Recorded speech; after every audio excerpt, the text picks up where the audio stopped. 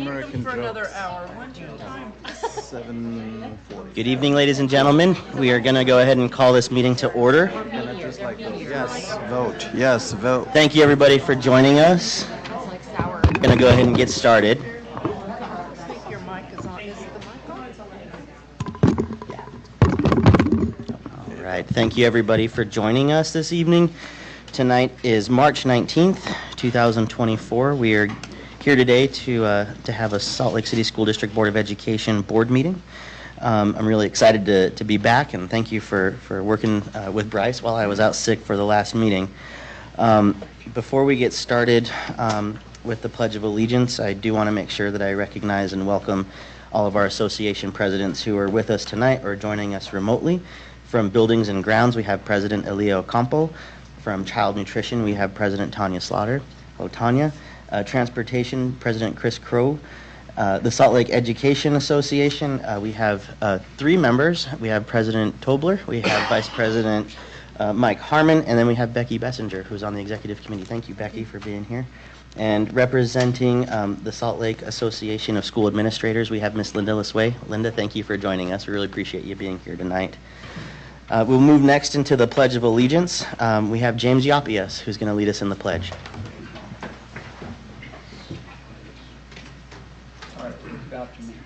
I pledge allegiance to the flag of the United States of America and to the republic for which it stands, one nation, under God, indivisible, with liberty and justice for all.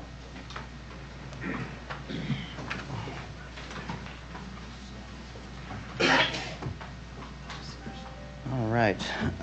For our recognition this evening, we have two items here, which is the 2024-25 student board member and the 2024-25 alternate student board member. Superintendent, did you have anybody plan to present this recognition tonight? It's not tonight. Am I looking at the wrong one? We do not. Okay. No worries. We'll get that handled next time. Thank you, Yes. Superintendent. We made an error, and that's on me for not moving that to a different date because we just hadn't been Understood. able to get them here at the meeting. So, Okay. We'll get them here soon enough. We're really excited to meet who they are. Yep, thank you. Excellent. And for our consent agenda, I'll entertain a motion. I move that we accept our consent agenda as posted. Second. All right, we have a motion and a second on the table. Is there any discussion? Seeing none, we'll start with a roll call vote with Vice President Williams. Bryce Williams, yes. Jenny Sika, yes. Ashley Anderson, yes. Nate Salazar, yes. Mohammed, yes. Christy Sweat, yes. Excellent. Thank you, Board. And I did forget to mention that Board Member Brian Jensen will not be with us this evening, who is scheduled to be off tonight. Thank you for that.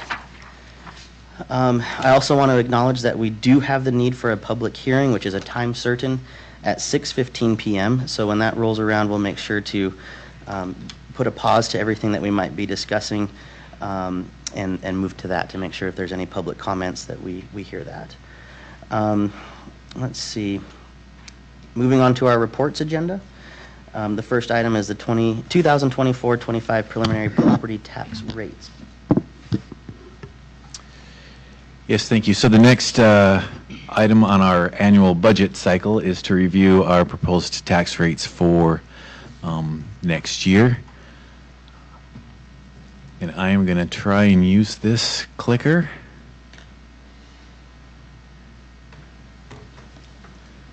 Okay, so the first step in calculating what our estimated tax rates will be for any given year is estimate what the assessed evaluation will be.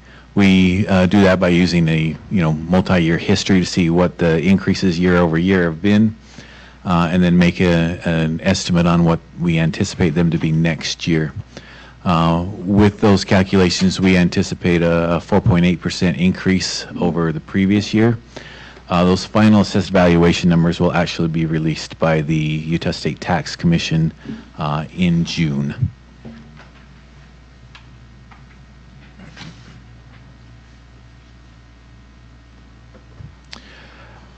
So this could be quiz time about what is the certified tax rate. So in the state of Utah, the taxing laws talk about a certified tax rate. Now, what a certified tax rate is for any given year is, as it says in the slide, you take all the existing values times the certified tax rate equals the previous year's revenue. So certified tax rate is a rate that's intended to generate the same revenue that the school district or taxing entity received in the prior year. So if overall values are reassessed up, then the certified tax rate declines to yield the same tax proceeds from the prior year. Previous year's revenue is not increased due to inflation, so there's no inflationary factor in these calculations. New construction increases current year revenue. So if there's a new development that goes in, there used to be a farm and now it's full of houses, that will increase revenue available to a taxing entity without a change to the certified tax rate. And that's, we often hear the word growth, property tax growth. That's what that is for.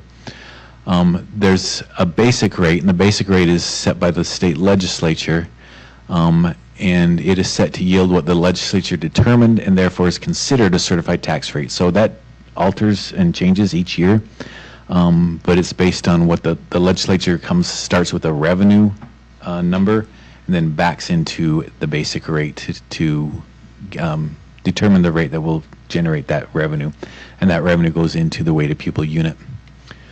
General obligation bond payment levy is set to pay for the debt approved by voters and is not part of the certified tax calculation. So again, once voters approve a bond, then the debt levy for the life of that bond is whatever levy is necessary to pay the debt service payment for that particular year. So that can vary depending on how your bonds are set up, and that is not included in the calculation of the certified tax rate. Any questions on a certified tax rate? Sam's ahead of me. Thanks, Sam. A little tax rate history here. You can see back from 2020. Those are the different levies. So we talked about the basic school levy, which is set by the state legislature. There's the voted local levy, board local levy, capital local levy, the GO bond payments, which is the debt, and then the charter school levy.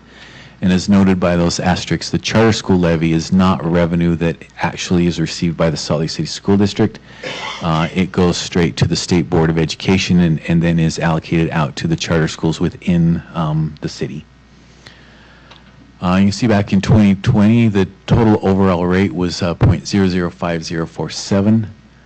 Our preliminary calculated certified rate for 2024 is a 0.003888, which is actually slightly decreased from the prior year. So if you remember from the previous slide, the reason it would decrease is because assessed value goes up, so the rate goes down to bring in the same amount of revenue. Any questions on this slide? I have a question for you. Yes. Is that okay? Yeah. So Alan, I like the little asterisks that you have below where you said the basic rate is set by the state legislature and the tax commission, and then you clarify, about the charter school levy, with the tax commission. Right now, the levy that the state legislature has capped it at is what, again? So the cap actually went away. It was the basic rate. So if you can see the difference between the 2022 and then 2023, you can see there was a pretty significant decrease in that rate. So for several years they had capped it at a 0.0016, but that cap went away in 2023. So that's why you see that kind of a significant drop in the basic levy. And this might be too technical, but all that really does is change the makeup of the WPU funding from property tax generated by the basic rate and income tax. So by lowering that rate, they said we're going to rely more on income tax to fund the weighted pupil unit. If the legislature were to increase that rate, then they say we're going to rely more on property tax to fund the weighted pupil unit and less on income tax. So you led me right into my next question, is that, so as the conversation that's been happening, out in the world, and with the state legislature, talking about wanting to basically lower the income tax further and further down, how do you see that as an impact to us over the next couple of years? Since the If weighted, in fact that's what happens, Yeah. because they've already started that. right, and what they're what they're doing, if they're saying we're going to lower the income tax rate, they're saying we're going to rely more heavily on property taxes to fund education. So that, there was talk of, potentially even eliminating an income tax. Well, then the WPU would be 100% funded by this basic rate on properties. On properties. So if they did that, do you see inequities, coming, because property taxes vary all throughout the state? All throughout the state. I mean, you'll see some of the small rural districts where their assessed value maybe isn't so high, so they have to, levy a higher rate to get the same amount of revenue as entity where maybe assessed value is higher. So yeah, the values of property are not equalized throughout the state, that's for sure. And so I guess that probably leads us into that last question, is something that we need to have on our radar, is that if they do decide to equalize, then of course that it would be interesting to see how that would affect us, where our property tax assessment is higher. But if they came in and said, well, it's not equalized throughout the state, it's unfair, an equity issue, so let's equalize as much as we can. Right. And I also struggle with the idea, because if you have your retired couple on a fixed income that has been in their home for the last 50 years, whose value keeps going up, That's right. their taxes would keep going up. But on an income tax, if they're just paying on retirement, they're less affected by an income tax. So it's concerning when, and you bring up equalization. There was countywide equalization a number of years ago.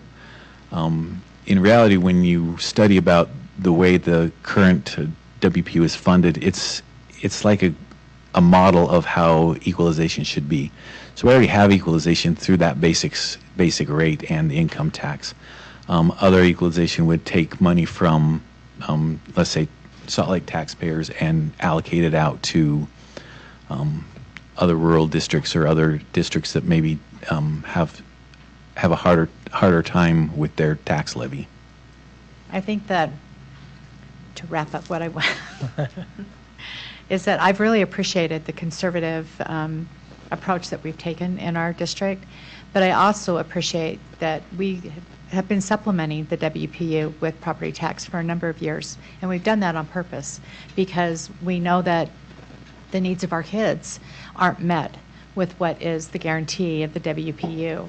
And so I have really appreciated the thoughtfulness that goes behind how we budget and how we think about that supplementing of that that property tax into the environment, into the health and safety and education, and also into the classroom, for our teachers. So I've really appreciated that approach, and I think that it's something that we don't talk about very often, but I think we should, because it's important that they know that we're just not this fat district rich in property tax, but that we have a lot of needs in our district, and we know that, and that's why we do what we do with the money that we get. Thanks, Christy. Board Member Anderson? You know what I'm going to ask about. So we know that on our property tax bill, when we see the costs associated with these levies, what we don't see is how much money is diverted to development and tax increment financing. So we know the overall cost of that, but as we look at the levies, how does that relate to the amount of money going to city development due to tax increment financing, some of which is beyond our control, as we've discussed? So these levies are all gross of any that gets diverted off to redevelopment agencies. So we in the case of the 2024, we'd levy that 0.003888, but not all of that money will actually find its way to the Salt Lake City School District, as there's various different redevelopment agency agreements funded through I forget tax increment financing. Oh, yeah, I thought you were going through the HTRs. I was like, which one are you talking about? There's too many alphabet numbers. So, and then that money basically gets siphoned off and fed over for those redevelopment agencies. Just to give a number, so with last year's financial statements, we have this reported in a separate fund in our financial statements. There's about $20 million right now that doesn't come to the Salt Lake City School District that is generated from this levy but goes off to the redevelopment agencies for development.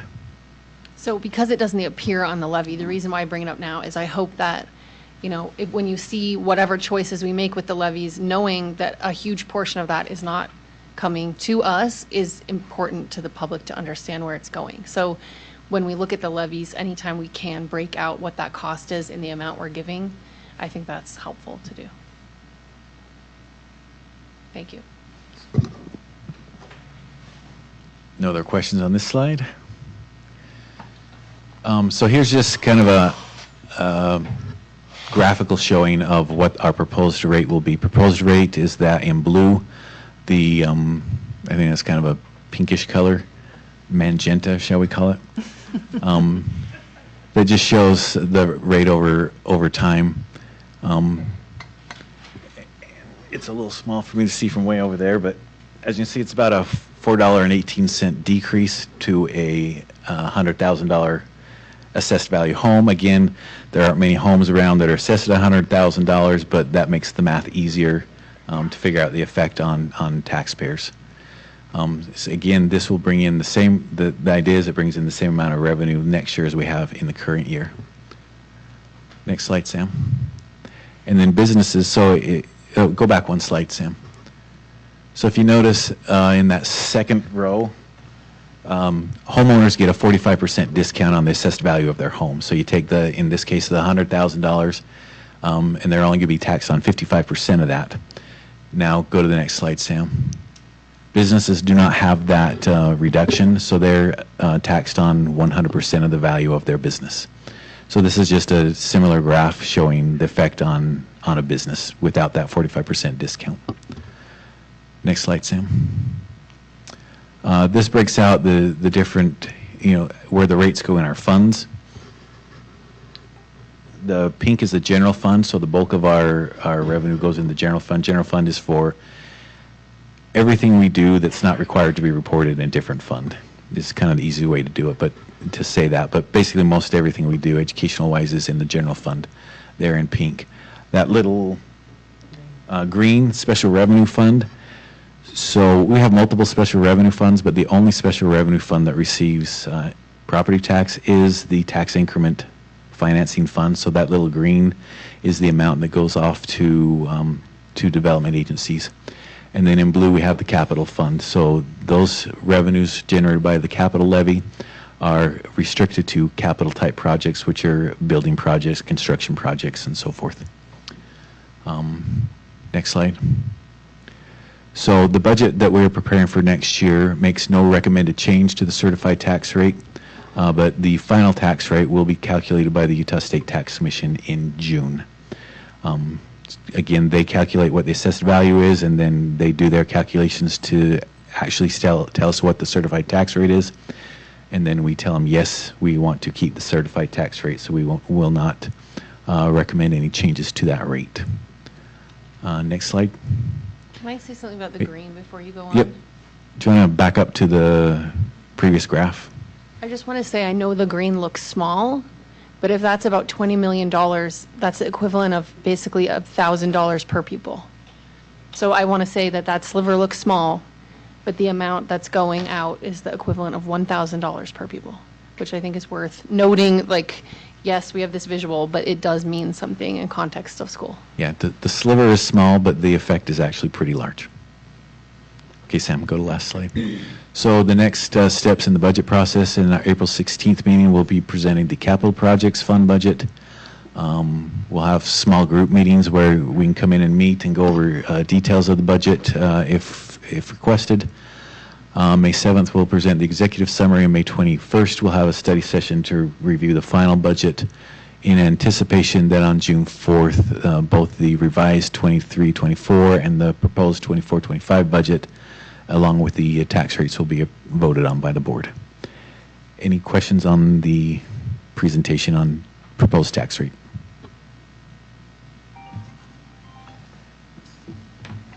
No. Thank you, Alan. Appreciate that.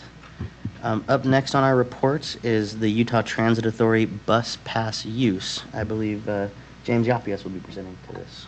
That's right. The president of SLEF Foundation, our lead on that, our director of that, and a member of the UTA. Yeah. Come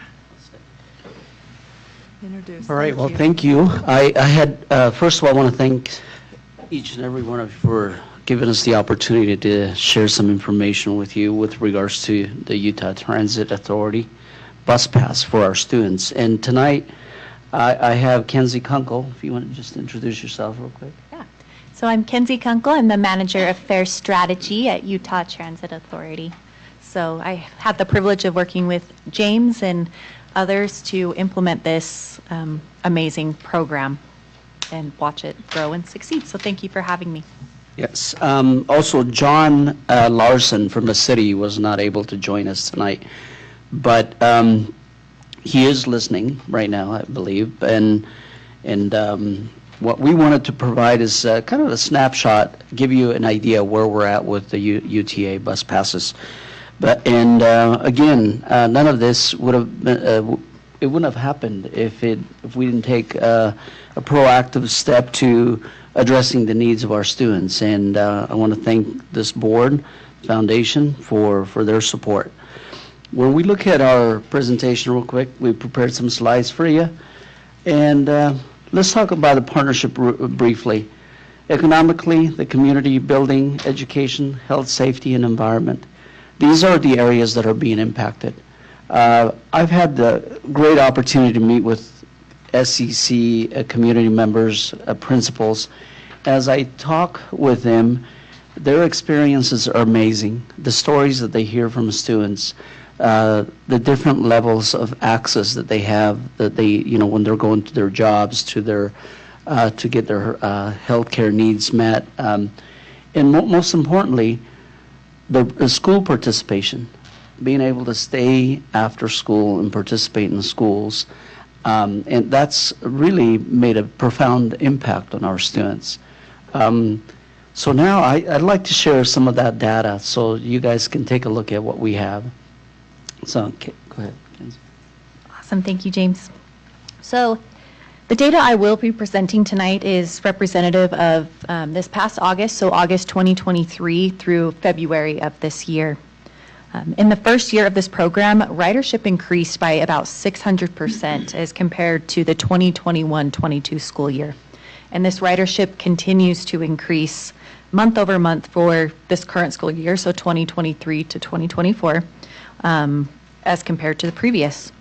So to date, 344,000 trips have been taken, and this is in comparison to 215,000 trips taken last year at the same time.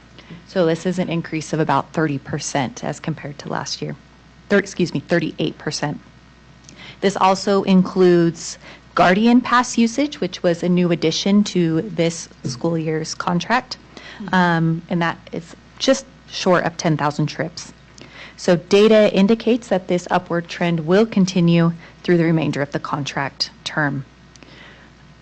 On the right-hand side of the screen, you see some distinct users. So this awesome ridership can be attributed to the 4,000 plus unique individuals that have utilized this school district pass, and that is an average, which is about a 33% increase as compared to last year. Go ahead and jump to the next. Thank you. So this next slide showcases ridership by mode, or how what vehicle these students are riding. The vast majority of students, as you can see kind of in that coral color, are being taken on regular bus. So it's about 87%. 12% are taken on tracks, and the remaining 1% is comprised of express bus, streetcar, microtransit, and front runner. So just a note on front runner, it is not included within the pass. However, students can tap and they'll get a transfer credit, or I shouldn't say students, but users of the school district pass can tap, they'll get a transfer credit and be able to pay for an upgrade to ride front runner. So there's a little bit of use there. All right. There's a question about field trips as well. Our teachers, we get phone calls quite often. They want to know, want to take the bus. We want to make sure that we that we have that opportunity to take our students and experience that. And so when you look at August through March of 2024, we started about 4 to anywhere from 4 to 6 to 7 per month, and we like to see that go up a little bit more. And I think through our teachers are amazing, but I think they're also, we want to be real careful and want to learn the process and the system. And so we are spending a lot of time in educating them about how to access that. So in March, it says 6, but some of those field trips have not happened yet. But still, you see, how they're beginning to use that. There was a teacher at one of the schools that called us and they said, listen, we can't get a bus to be able to go to our field trips, and there's a bus that goes right by the school. Would we be able to use this? I called Kenzie's office and their team, and we were able to accommodate that. Their team's, by the way, amazing to work with, and they're always very responsive. So I wanted to give you that as a snapshot so you can look at the field trips. So this next chart is all about environmental stewardship. So all this great ridership and all these distinct users has contributed to the school district taking an equivalent of almost 150,000 cars off the road this school year. This means that transit users contributed to a reduction in auto miles of 222,000, and they also reduced emissions by 95 tons. And avoided $145,000 in auto costs like gas, insurance, maintenance, and repairs. So great numbers, way to go. Yeah. James, real yes. quickly, and I know you probably won't be able to answer the specific question, and maybe it's a question more for you, Dr. Grant, and your team, along with James, but we have our work in being environmental stewards here in the district and reducing our own carbon emissions. Do you know if these kinds of numbers and calculations and our partnerships with UTA will be counted in our work there, or can they be, or is it just two separate elements that? Turn to Alan here. Yeah, they can. Obviously, they can be. When the original resolution was developed, writing UTA isn't really part of that resolution, but that doesn't mean that we can't add stuff in, as far as because if we're doing stuff to reduce the carbon footprint, then why not take credit for it, right? I also wanted, Greg Lebecci has been really, we're beginning to have conversations with their team because they also have a sustainability plan. Yeah. We're working with UTA, and we hope that through that whole process also we'll be able to leverage some additional funds. So we hope to do that. Perfect. So thank you. James. That's a great question. But great numbers. You see that the impact is tremendous. So let's go right into, let me see, I can go back. All right, there's also been questions about connections to East and Highland. And I just wanted to briefly share with you, Sam, if you don't mind clicking on that first. Yeah, there you go. Route 9 really connects our students directly to the Glendale community. So when you see that 900 third column there, you see the 900 South, 13th East, and these are the different routes that are connecting for our students. So they are about every 15 minutes. They're not every 45 minutes, and so that's significant because they don't have to wait that long for them to be able to catch the bus. Route 9 is also connecting. In a few minutes, I'll show you the on-demand. So if they're going from 13th East all the way to 300 West, they can either stop, get at a stop, or use tracks, or connect to the on-demand, which is like Uber at that point. So it's really amazing to be able to see that. Then go back to the other one as well. This one is Route 21 that connects right to Highland High School. 2100 South, 2100 East, and same thing. You see the different hours when the students can be picked up. I know that when I go visit Highland High School, many of our students are taking advantage of of the UTA bus. They're waiting for the bus, and it's really nice to see, especially when it was snowing. They were staying there later. I saw them getting on the bus, and that was nice instead of walking. So this one is also amazing because they can connect to tracks, and then they can also connect to different areas downtown. And once they get to 300 West, though, it's like they use on-demand at that point. So let's go back to the next.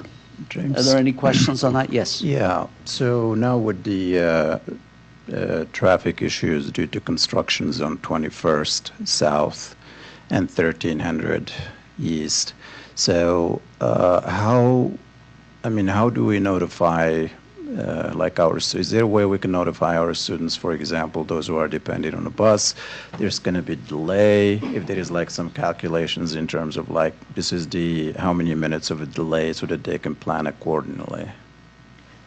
So I would recommend utilizing the transit app. So it does have real time for students, so they can log on and see, it's running 5 minutes late. Or you can also, through our website, right, when you go to rideuta.com, you can subscribe to get specific route updates. So if 21 is a route that the student, faculty, or staff is constantly taking, you can get real-time notifications or beforehand notifications of, construction or delays. Okay, and does that show as well rerouting? Some streets are closed and so. I am not sure on the rerouting. I can definitely get back to you on that. I would need to take a look. Thank you. I know there's an app. It's not the UTA app. There's a different app, and it does show rerouting. It shows where the bus is, so you can, and if it's going on a different route, and it will show. So the apps, I believe, do show exactly where it is, and if the route's been rerouted for construction, it shows that on the map. Okay. Yeah. So Dr. Grant, it would be great if we can send because I'm sure a lot of students probably do not know about that app or so. If there is something like a message we can send out to the district, let them know this is where they can go, because we want to keep the traffic flowing through the bus. So, thank you. That's great. We'll do that. Thank you. Yep. Thank you. Which, we're almost done here, but which leads us to the marketing aspect of it. I think I just met with Brad Parkin today, who does that for UTA. We will be sending, I think we need to do this probably bi-monthly, information to our students and parents, so that way they're familiar with it. So we've been doing it twice a year, and then we realized, okay, we need to do a little bit better on the marketing aspect of it. So this one right here, the on-demand, anything in blue that you see is 300 west of 300 West, right? And then, so all of our students have access to on-demand. It's incredible to see the students get on the app and call from Northwest Middle School to be able to go to downtown and be able to access the on-demand. And we've seen a lot of great feedback from them. One of the feedback or the information we received from the students at Northwest is we hope to get the 17th route back again, and that's they would like to see that consistency with the bus also. So we're working on that as well. But this on-demand information we'll be sending also to the students, so they're familiar with how to access. And then just last week I spent with 30 parents. Some were from Somalia and some from Spanish-speaking countries, and I did the presentation in Spanish, and many of them were so excited, especially the parents. So we need to also increase our awareness in other languages to help them understand that. So this is the last slide that I have. So as we collect data in our district, we want to be able to see if the attendance grow and the parent-teacher participation increase in our schools. I think one way for us to know that is I know I'm working with Sam very close, and we want to be able to correlate, the impact and be able to see whether or not that's making a difference. Increase of parent participation to connect students to families with higher paying job opportunities. Did it give more students access to academic support? Absolutely. As we have our student board member here, you could probably share some stories because you've seen your peers accessing the UTA, and I've spoken with you as well, and it's amazing to be able to see that. I think the long-term environmental impact is tremendous, and increase of social mobility. I think our kids are becoming more aware, they're prepared, and I can't say enough about how well they're doing in using transit. So I want to thank UTA, the city, Sam. This year he actually helped us with, getting the bus passes to our families. It's been a lot better than last year. We can continue to do better every year, but it's been tremendous. So I don't know if you have any questions or. Board Member Anderson? I wanted to say thanks for adding the slide about field trips, and also add that in the coming years, maybe letting field trip partners know about the bus pass would also be useful.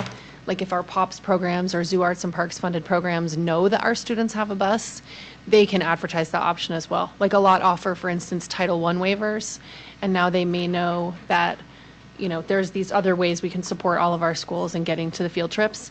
But also, as you mentioned, John Larson from the city is listening in, or maybe is listening after. We could also talk about how the routes align with city improvements and where kids actually get dropped off. So my kids took the bus for 4 years, and for 2 of the years they were able to take a bus that dropped them off with a sidewalk. And when routes changed, they got dropped off on L Street with no sidewalk, and they had to walk with no sidewalk up to school. And it was, they did it. It was fine. And there's just things to know about what is the closest route to where you go to school, and once you get off that bus, is it actually safe from a sidewalk, crosswalk perspective once you get there? And what are the other things to consider? Because it is, I think, really good. It was wonderful for my kids to learn to navigate the bus. They know how to use the transit app. They miss taking the bus now. They can walk where they're going now, and they both complain that they can't get breakfast at Harmon's anymore without me knowing. That's a good. They love the bus, but I think it's useful too to think about where they're getting dropped off on that bus. I didn't know there was no sidewalk until once I had to drive up, in a snow day situation. So.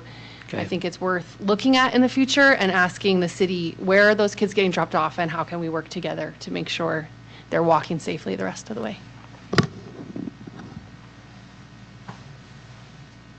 Any other questions from the board? James, I had a question for you just about what are our next steps? I know we're in a contract right now. I'm assuming we would love to continue to engage in partnership with UTA and the city, of course, for these opportunities for our kids and families and parents as well. But what are our next steps for our next contract, and are there things that we would do differently or add to or just kind of change up? No, I think Board Member Anderson talked about some possible recommendations. I think what's important is collect all of the information, meet with our partners. We're beginning that conversation right now, so we can make those recommendations. We could always do better, and I think the safety of our students is really important. So we'll make sure that we come back to this board and with those. It takes a little while to. I don't know, Kenzie, if you can talk about the process of accepting those recommendations as with UTA. You want to talk a little bit about that? Yeah, so we want to, we all have a desire at UTA to do better. When you know better, you do better. And so hearing recommendations, looking how we can improve, listening to students, parents, just feedback. Should we change services? Do we want to add front runner? Is it worthwhile? And then going out to partners and looking at that. And then you get into, just kind of the contract process of, making sure all those itty-bitty words line up and make sense to everybody, and, just getting buy-off, and then you jump into implementation of that. So that's a long process put into a few words, but really feedback is, what we want to base that contract on and make it better, because this has been a great program, and we saw the changes that we made last year have shown great improvements, and we'd like to continue that. So in short, also we will come back to this board and with some information about what changes have been accepted and what we're asking for. Obviously, the increase in ridership is going to have some sort of impact financially as well. We hope that doesn't happen, but I'm pretty sure it will. And Alan will take care of us, right? But, but at that point, but we will come back in a couple months. And thank you again for the support and the feedback we're receiving. We appreciate you. Superintendent? Just wanted to throw in my thanks too. I've mentioned before that phrase that it takes a community to get this done. This is such a remarkable example of that, of working together with an organization, with the city, who has helped expand the ridership to the Guardians, and then our team in putting together the funding to support this also. So all three entities are putting in to the pile to make this happen.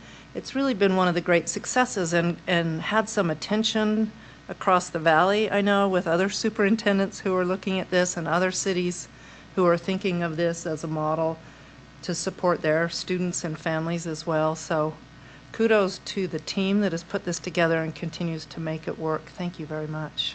Thank you. Thank you, James. Thank you, Kenzie. Thank you.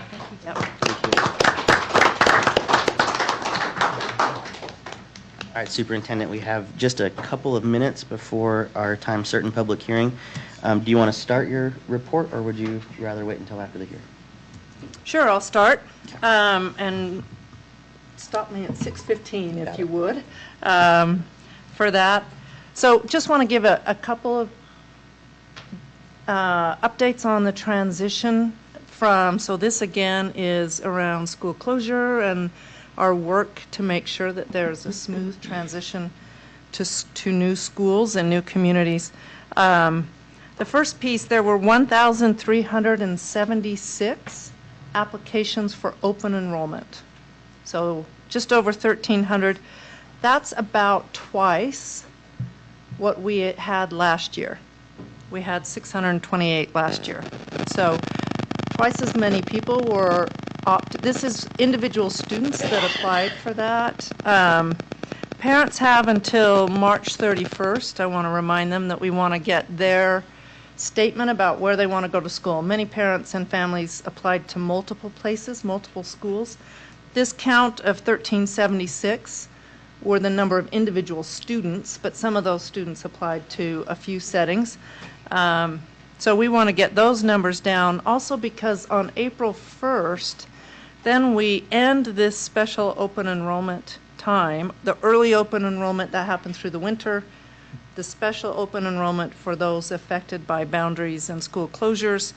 And then we just do the normal open enrollment that is the running open enrollment starting April 1st. So then we continue to fill schools as desired until they're full. So for families, it's important to let us know March 31st before that deadline hits on that.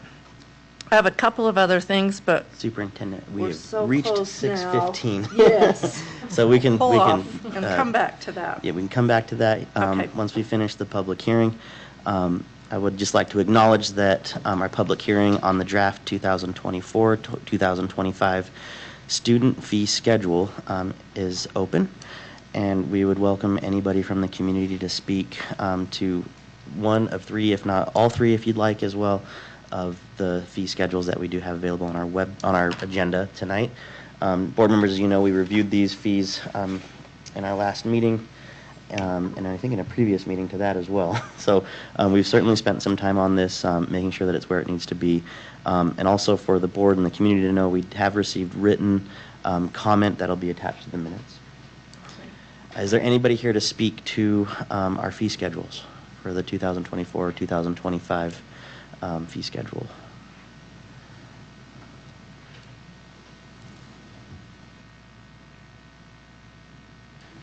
Mike, you're red in the face. Are you sure? I was waiting for Mike. Wait for the bond conversation. Yes, sir. All right.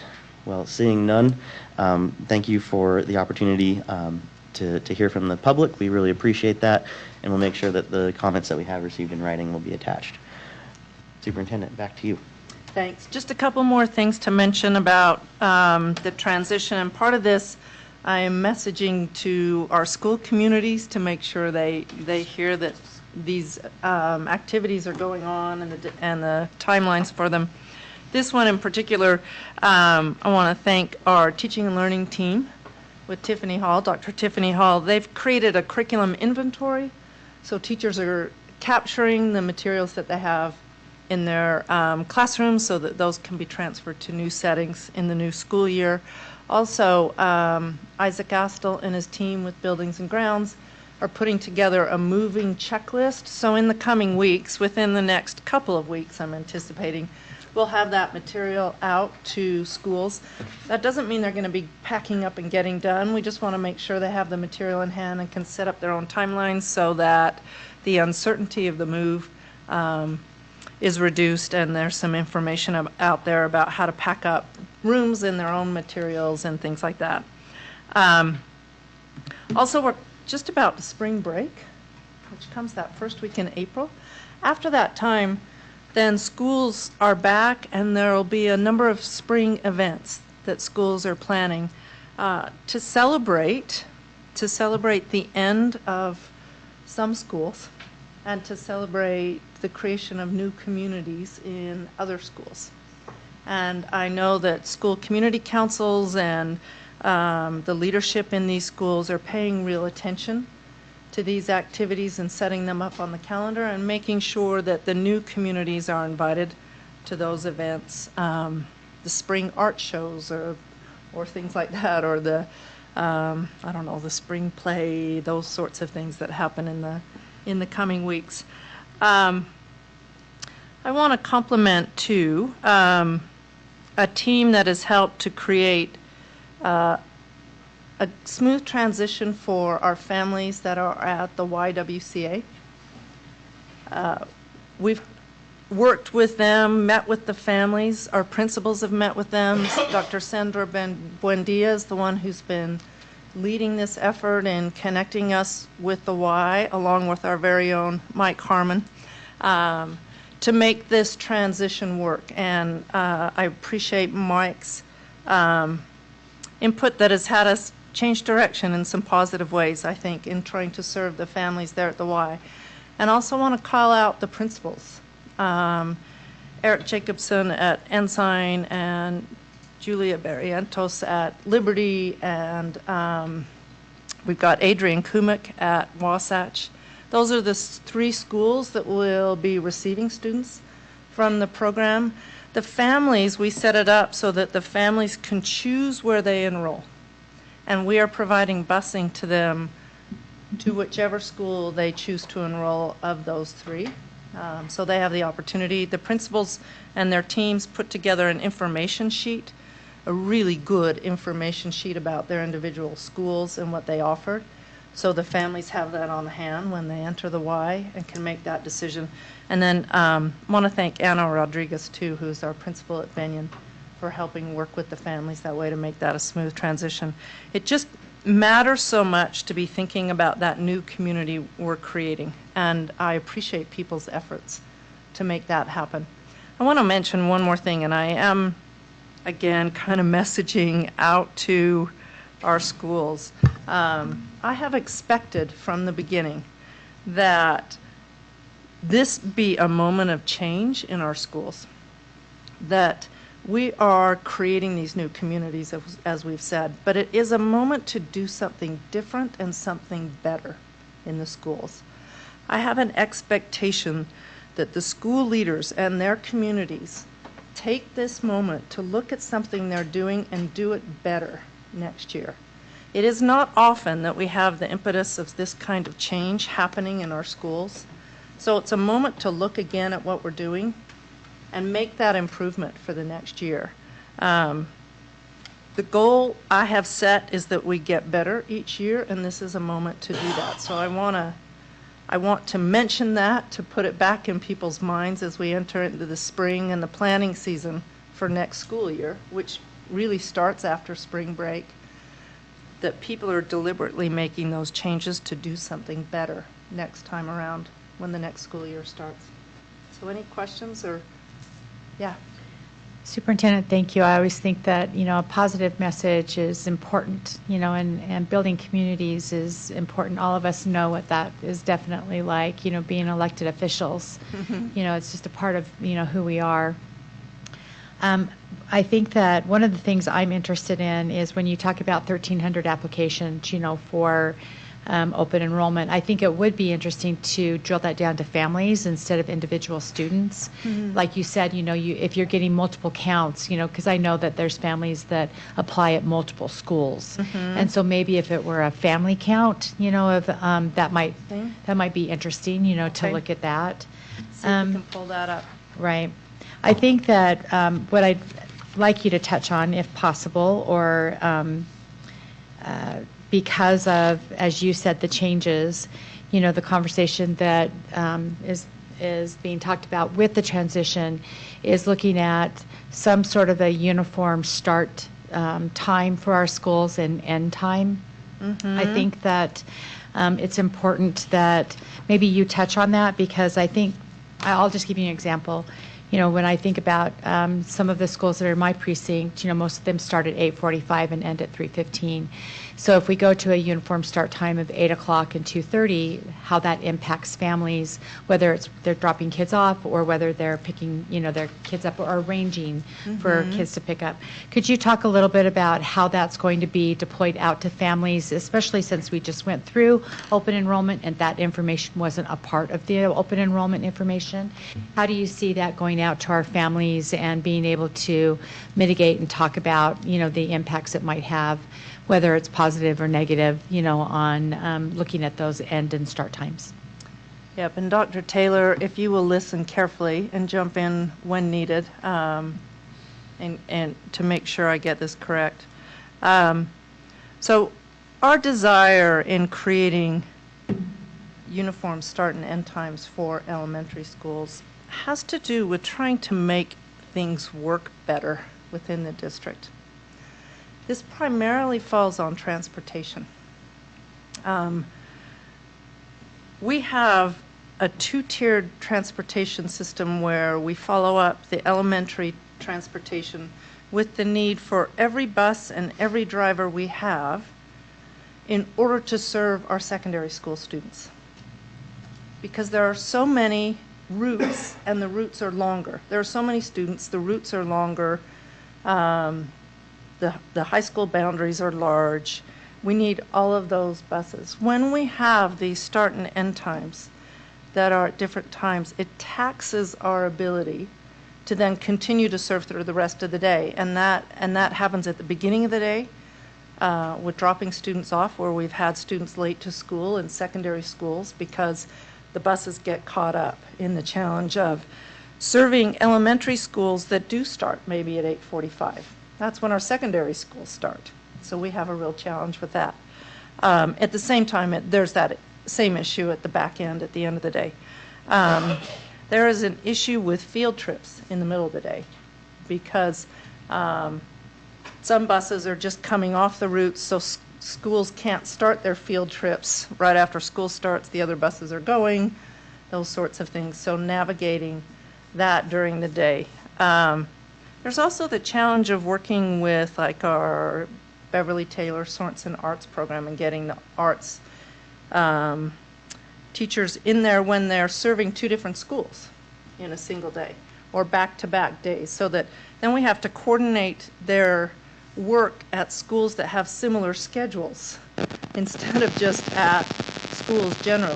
This happens too with our music program in the upper grades in elementary school, where we have 3 music teachers going into an elementary school for part of the day, serving another school for another part of the day, but that has to be coordinated around school schedules that can vary by 45 minutes to an hour in the day.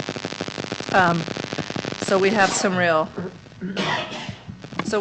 challenges there with transportation and these services, the other teaching that goes on in the schools. It will change people's patterns.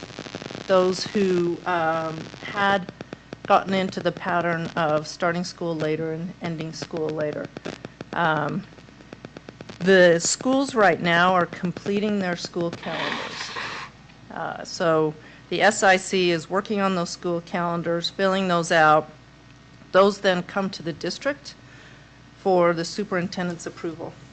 Once that's done, and Dr. Taylor, if you would help me with the timing, then we can begin to message that with families. I think that's a huge piece that you raise, the importance of doing that as we're making plans. One of the other things I was going to mention is that we're working in the same vein around trying to move up the date for people to know whether or not after school is available to them. So being able to register earlier in the year.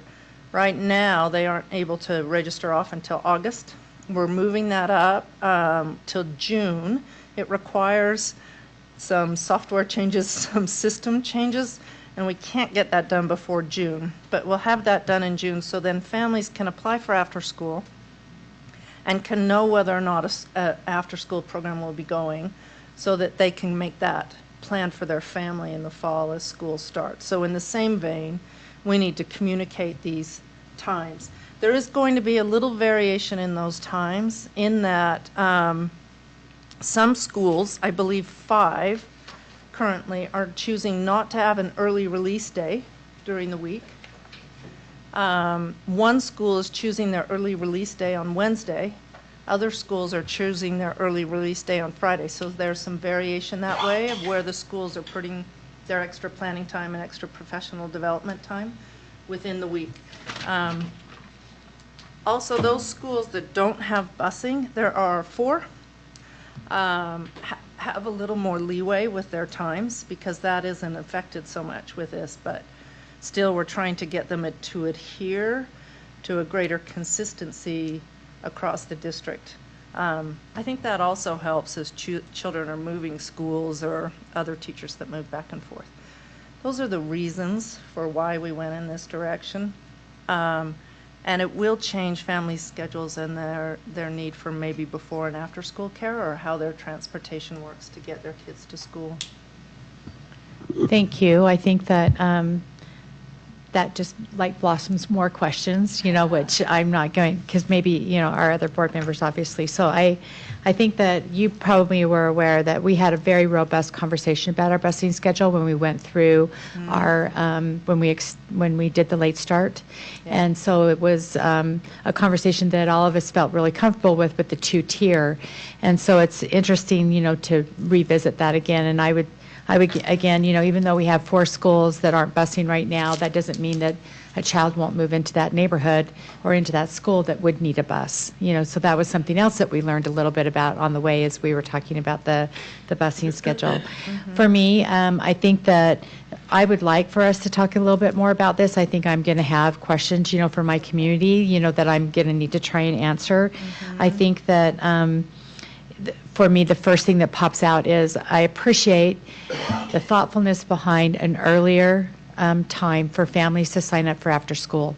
And I think the message that we need to say is that we will always have after school, whether or not we do, or, let's not message out that we won't have an after school program, because I think this is really going to affect some of our families. And so having that additional hour, that kids will be going into after school, where maybe they were at 3:15, now it's going to be at 2:30, that makes an impact, with the school, who we hire. So I think it just all goes into my soapbox about after school. Mm-hmm. And so, I think that it's an opportunity, like you said, Superintendent, to do some better things than what we've been doing in the past with providing services for families and for kids. My last thing not my last thing, but before I lose my time, is I just want to say that I think it's important that we have these conversations at this table, Superintendent, so that as decisions are made, that whether we debate or whatever the outcome is that it's transparent and that our community understands that this is something that, that we will be knowledgeable about and that we'd be able to help. Because I hate being caught off guard, and not knowing, what the conversations are at the district. And so thank you for that little snippet, and I'll finish. Thanks. Board Member Sweat, thank you for the question and for the reminder about getting that information to you. Thank you. Any other questions for the superintendent? Add one thing to what Christy said, which is, I think the biggest question I will have from my area with the potential change, or I guess the change, right? Like it's happening, I'm unclear on that, will be about what this means for routes for special programs. So we've asked kids to sign up for special programs, but maybe they signed up under the auspices of thinking it was a different time. So actually spelling out for families like what the route means is probably really useful. And spelling out too for faculties what it means. Like I haven't heard anything about this from my community, which makes me think that nobody knows. Because I would imagine I would have Schools questions. are still working on the school calendar Okay. with their SICs. What is the timeline on that, Dr. Taylor? Actually, the calendar's not once in May. Okay. Making sure we get information to the community. I think we Yeah. should do it as soon as we can. Okay. Especially Did when you we hear just that? have those open enrollment and what you're talking about. The expectation to do it as soon as we can, so the community can hear this information. You know what, actually bringing up special programs, that's another reason we needed to do this. We have increased our busing demand by making the promise that we will support access to our special district programs, our DLI and ELP programs. By doing that, we have increased the number of bus routes. Even as we are closing schools, we are increasing the number of bus routes in order to make sure there's access to those programs. I mean, that's the goal of doing these bus routes, is we can't put ELP in the same manner, the MELT program in all over the place. We have to have certain sites in the same way we have to have the DLI sites. So having that busing increases that access for us, but it also increases the complexity that our transportation department has to deal with. By having these similar times, we're able to consolidate some of those routes and make those more efficient. Isaac, do we have a sense of when the bus routes will be out and available to families? We won't know that until we have the school counts, the students and the locations and the full program. So we can give an idea, but until we know the details, it's hard to put into that system to tell us what those useful revenues. I think we're thinking early May for bus routes. Yeah, as soon as we have those items. Okay. So there are a couple of pieces that have to happen first before we can publish the new bus routes for families to know those. Can I just add one more thing? I think I want to acknowledge it is an impossible chicken or the egg situation that Isaac's articulating, that families wouldn't want to know where they enroll until they know what their route is, but Yeah. they can't plan the route until they know who's enrolled. So I want to acknowledge that's a complicated problem. Yes, thank you. But just to add to what Christy said about bringing items to us to be able to communicate with our community, I would say making sure that SICs also get an early step in the process of giving feedback prior to making decisions would be useful, because I know there are some schools in my area that have seen, like, for instance, a reduction in tardies or absenteeism because of when they chose their start time. So because they've made deliberate decisions, it's not to discount the benefits that you've highlighted of the decisions you are making, but to talk through why they're doing what they're doing, so that we don't lose some of their like long-term efforts because we've necessitated a change for other reasons as a district. So just to add that it's not just bringing it to us, it's the people who do make that decision, which has been the SIC, which does the calendar and the school day.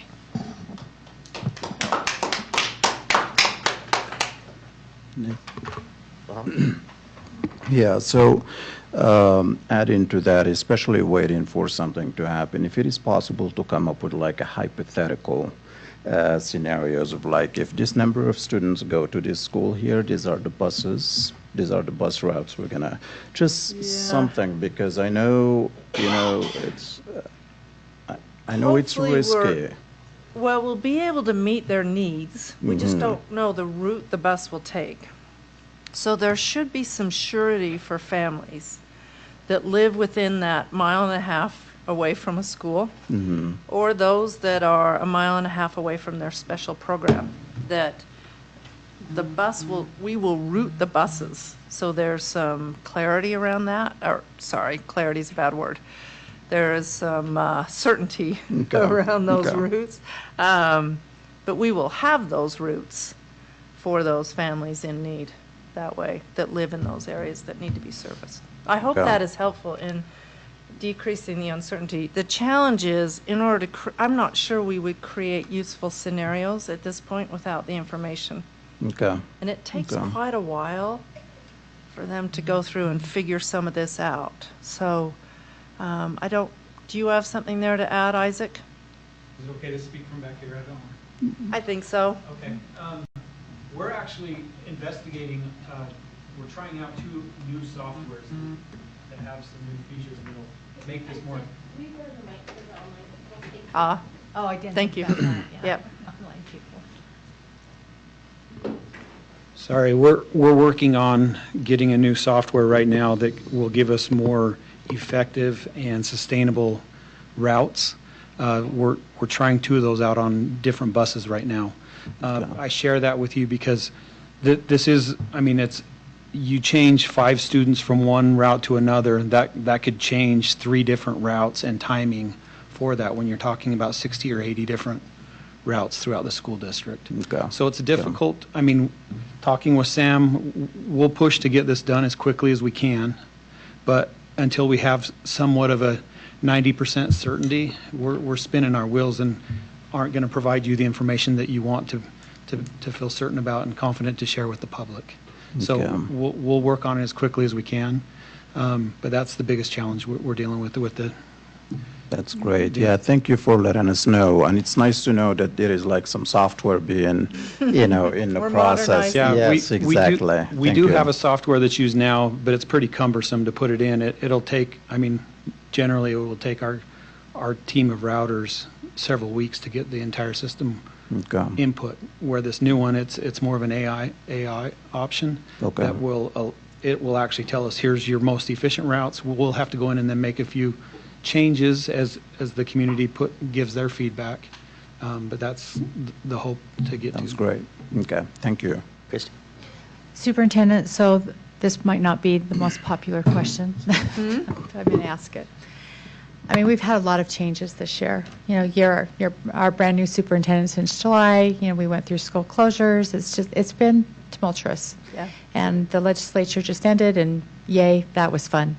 You know, so I'm just wondering, is this the right time for this?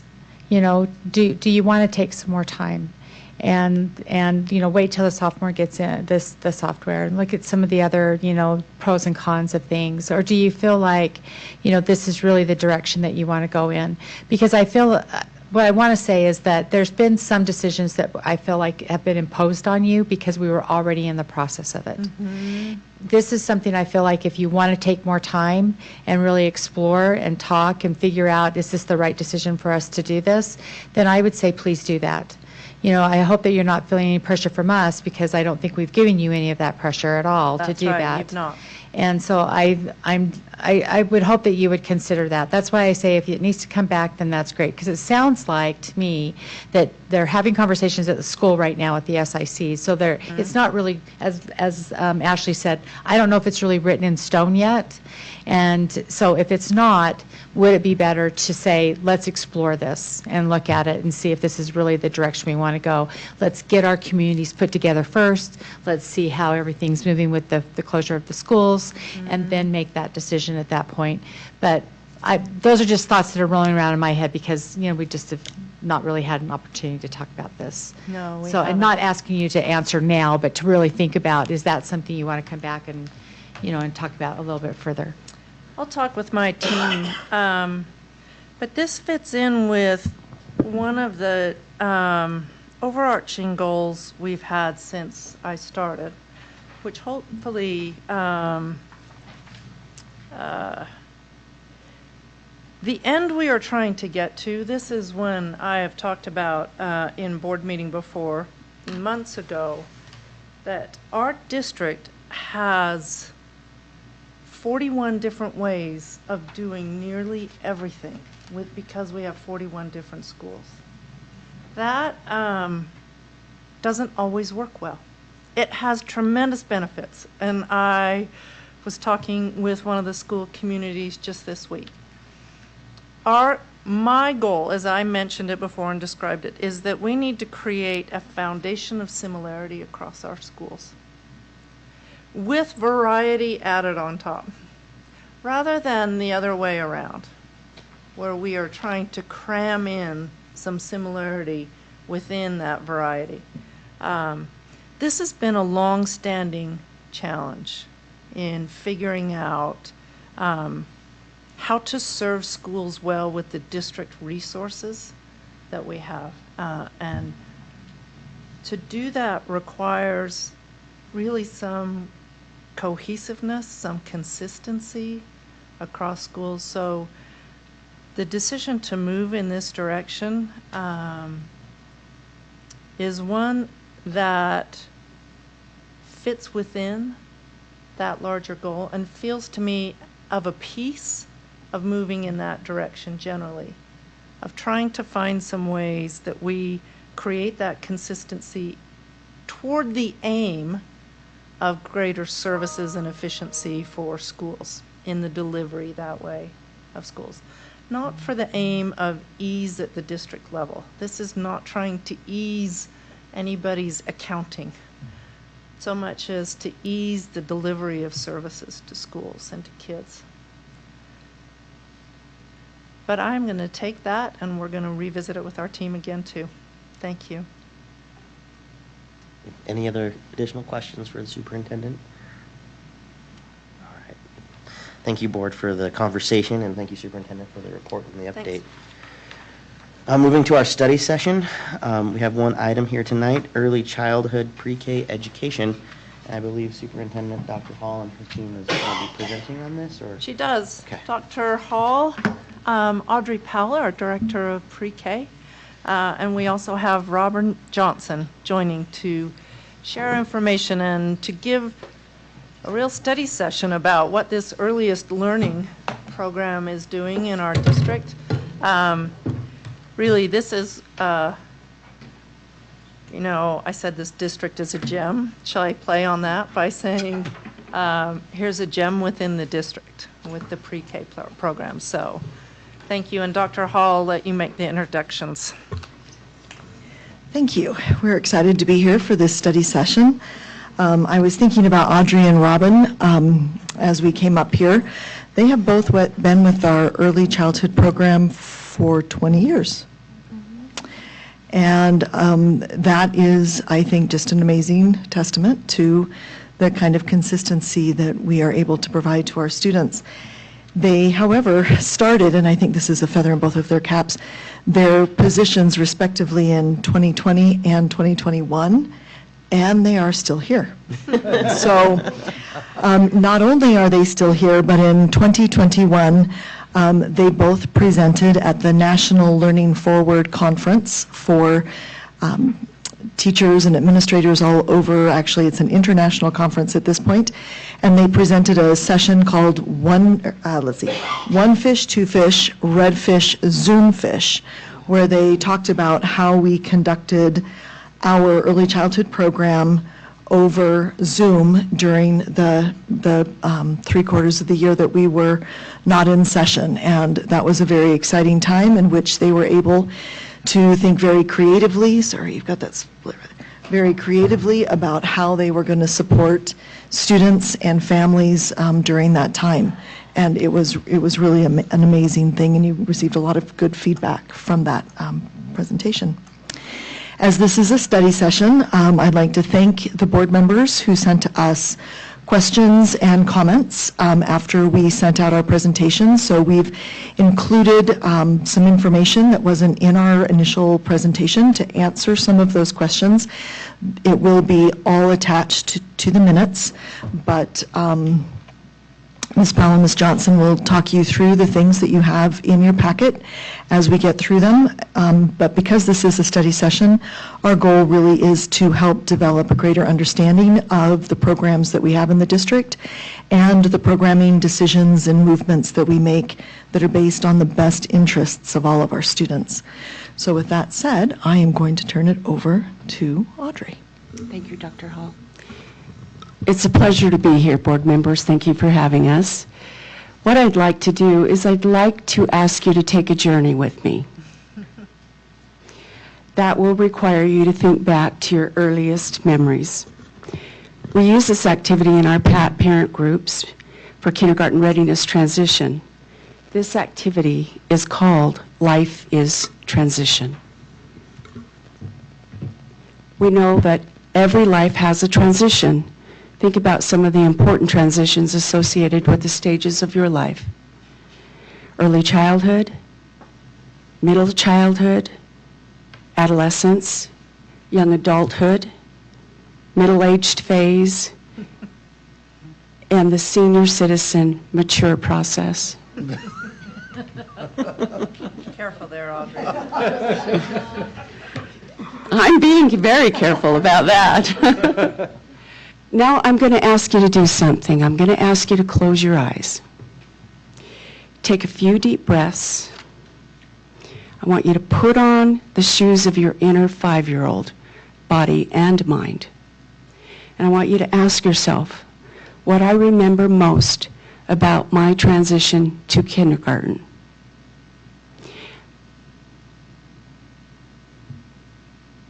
Now ask yourself, I wish someone had. Please open your eyes. Talk for a moment with the person next to you. Please talk to the person next to you and share your memories. We all have memories. Who am I talking to?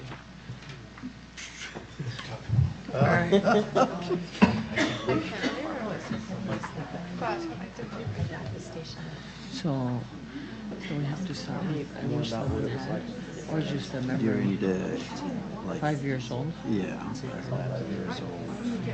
About to start kindergarten. What would you wish you had? That's much hard to fight.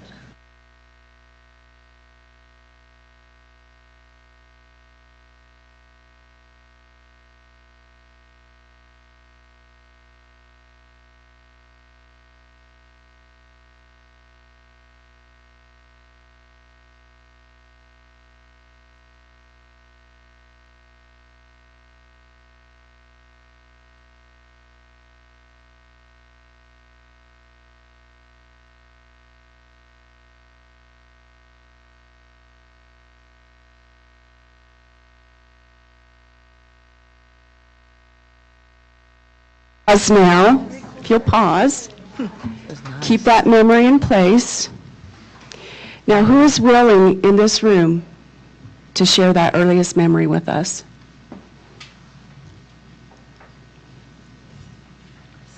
I'll do one.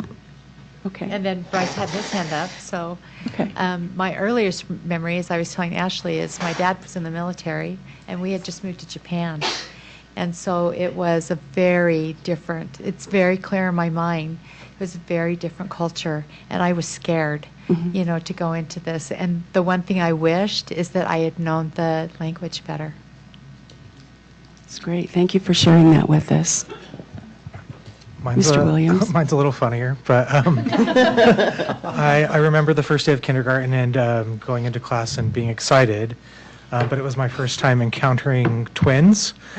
And so they were running around, and I came home and told my mom, there's 5 of the same kid in the class. I was very confused.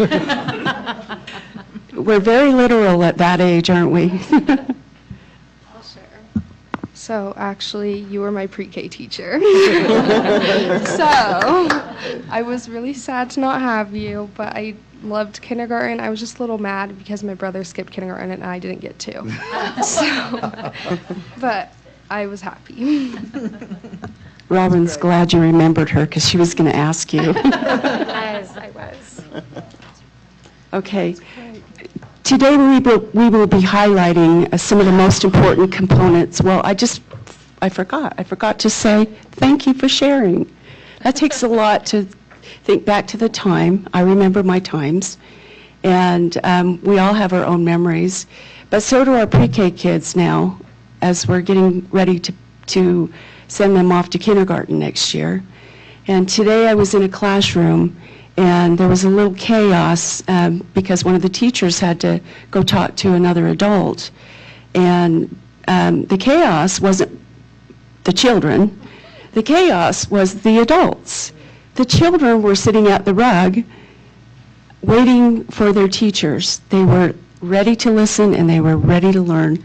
And I went in there and I thanked them and I acknowledged the fact that they're really growing. And they got the biggest eyes and we're so happy because they were acknowledged for the growth that they have and for a great job in what they're doing.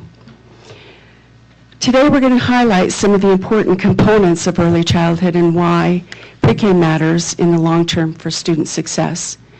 We will answer why pre-K is important, what it looks like in our district, share data to demonstrate the effects of students who have had pre-K, and talk about our goals and next steps for the future of early childhood. In the current climate, global standards for education are rising, and we know there's an important need to keep pace with our ever-changing world. Here are some important current trends in early education, which include incorporating literacy, introducing children to science education, and exposing children to an integrated curriculum. Our report will support what we are doing to prepare our students for the future learning experience in the pre-K to 12 learning environment. During this presentation, we will address how our pre-K educators are incorporating literacy in their daily lessons, how they are intentionally teaching the skill of language development, and actively engaging their students in the learning process. We will share how our students are being exposed to science through STEAM and the Utah Core Standards for Early Learning, which you have in your packet. You should have a copy of that link for the core standards. We are aligning our curriculum with K-6 to provide continuity for student learning and to narrow the learning achievement gaps. On this next slide, you will see optimal windows for learning. Why is early learning so important? There is an amazing opportunity for young children to learn specific information and skills easily and spontaneously. These periods are sensitive periods called optimal windows for the learning. Once the window has closed, the achievement gap narrows. The same skills can be learned later, but it's much harder by way of memorization and repetition.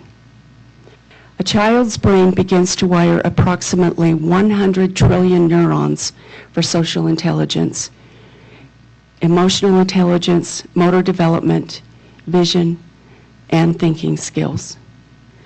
Motor development and vision are optimal windows between birth to 2 and will continue to develop through puberty. The optimal windows for social and emotional language are between birth to 2. So we know that the first 2 years of optimal time for vocabulary begins between the ages of 0 and 24. Children need to be exposed to language and words. They need to be having in their brain at least 3,500 words by the time they are 3 years old.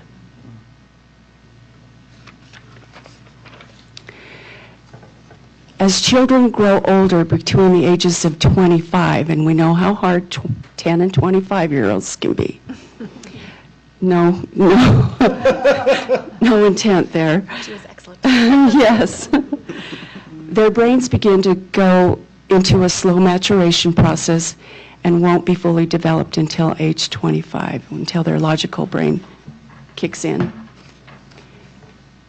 So once again, why does optimal windows matter? It matters because the science has proven that early childhood education has improved outcomes for student learning. Quality Preschool was a science experiment studied over 4 decades ago called the Perry Preschool Project.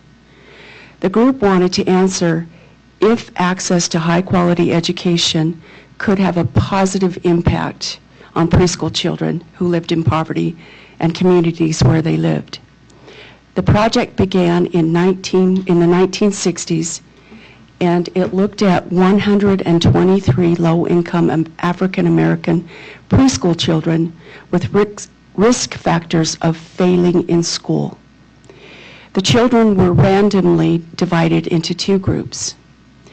Group 1 entered a high-quality preschool based on HighScope's active learning approach. HighScope is an education research foundation whose mission is to close the opportunity gap through high-quality early education. The comparison group received no preschool education.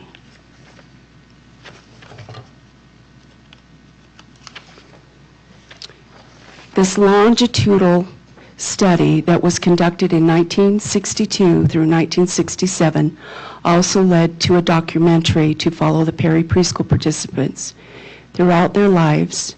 This landmark study forever changed the path of early education, and the Perry Preschool Project established the lasting human and financial value of early childhood education. In the next slide, you will see the value it made to the group of children through their adult lives.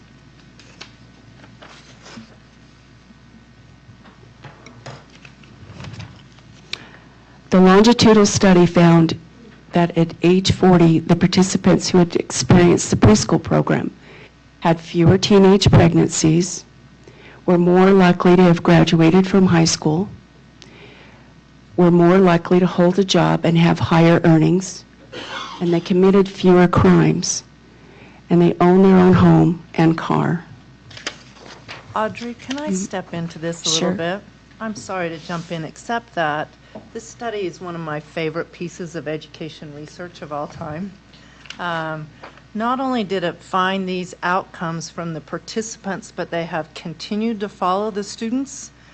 It is finding better outcomes for their children now.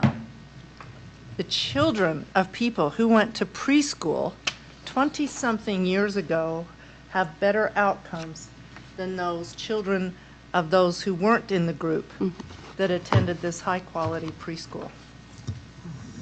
Thanks. I have to put in a plug. Thank you very I love this much. one. I love the fact that you're so knowledgeable about early childhood and the impact on students and their lifelong success. The other piece I like about this, if I may, sorry. Oh, I am using too much superintendent privilege. Sorry, I will be quiet after this. You'll try to be. I'll try to be quiet. Sorry. One of the interesting things about this is Perry Preschool did not close achievement gaps. Because those achievement gaps start to close with preschool, they last through maybe the early grades, and by third grades, those gaps are back again, which means that we have not figured out first through third grade, perhaps as well as we should.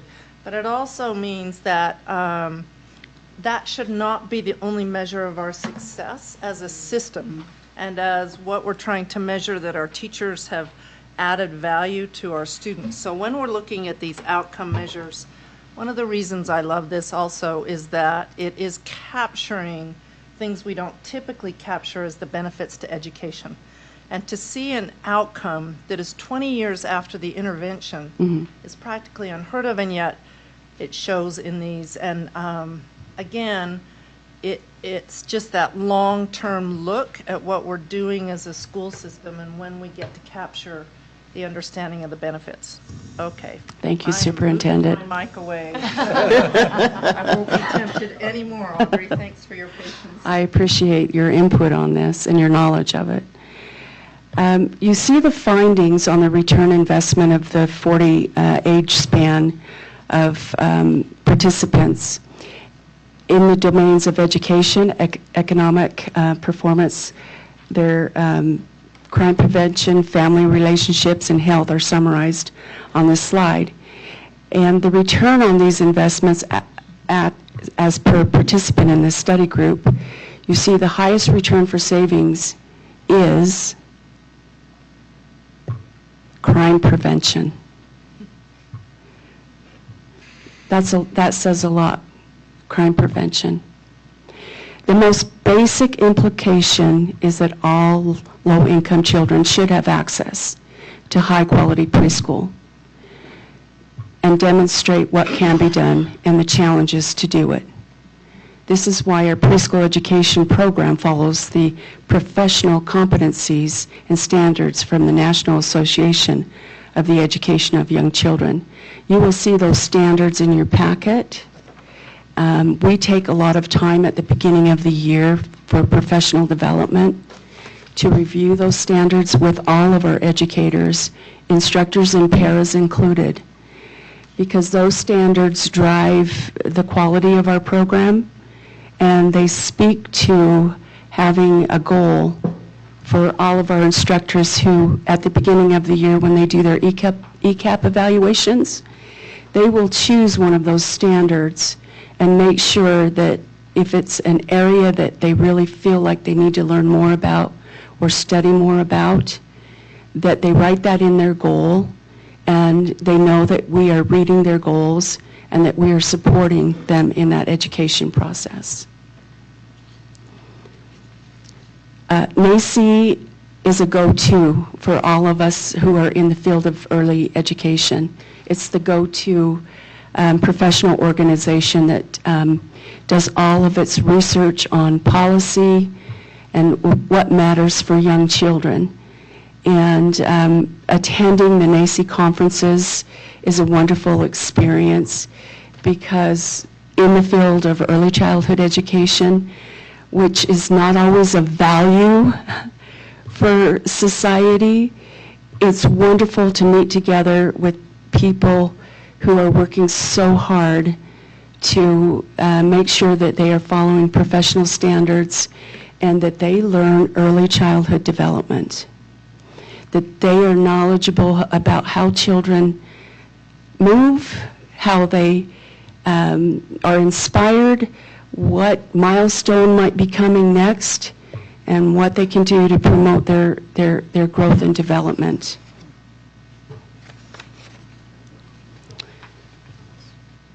Robin is going to speak a little bit more about something that we all know very well, and we refer to this term as DAP, but it does have a meaning. So developmentally appropriate practice is a term we use often in early childhood education, and we know that preschool children learn best when they have positive, caring relationships with adults and other children. When they receive carefully planned, intentional guidance and assistance, and when they can safely encounter and explore many interesting things in their environment. One of the main responsibilities of an early educator is to plan and implement these intentional lessons that really do support whole child development. As early childhood educators, we recognize the assets that all young children bring to our program. This is a picture from one of our preschool classrooms. When you hopefully come to visit and see our pre-K3 and pre-K4 classrooms, you will see developmentally appropriate practice in action. This practice is grounded in the research on child development and learning, and also the knowledge base regarding educational effectiveness in early education. We are a community of learners, and that's been echoed throughout this meeting tonight as we move forward for next year. We foster partnerships with families through orientation and classroom visits. We use the Early Childhood Environment Rating Scale, the ECHRS 3, to design our high-quality learning environments with materials, equipment, and furnishings that make learning hands-on and accessible for all children. In your packet, there's kind of a lengthy checklist that we use to ensure our rooms meet that high-quality standard, and we're meeting that checklist. Through observation, we assess children's development and learning, and our curriculum is designed to achieve meaningful goals that support whole child learning and school readiness.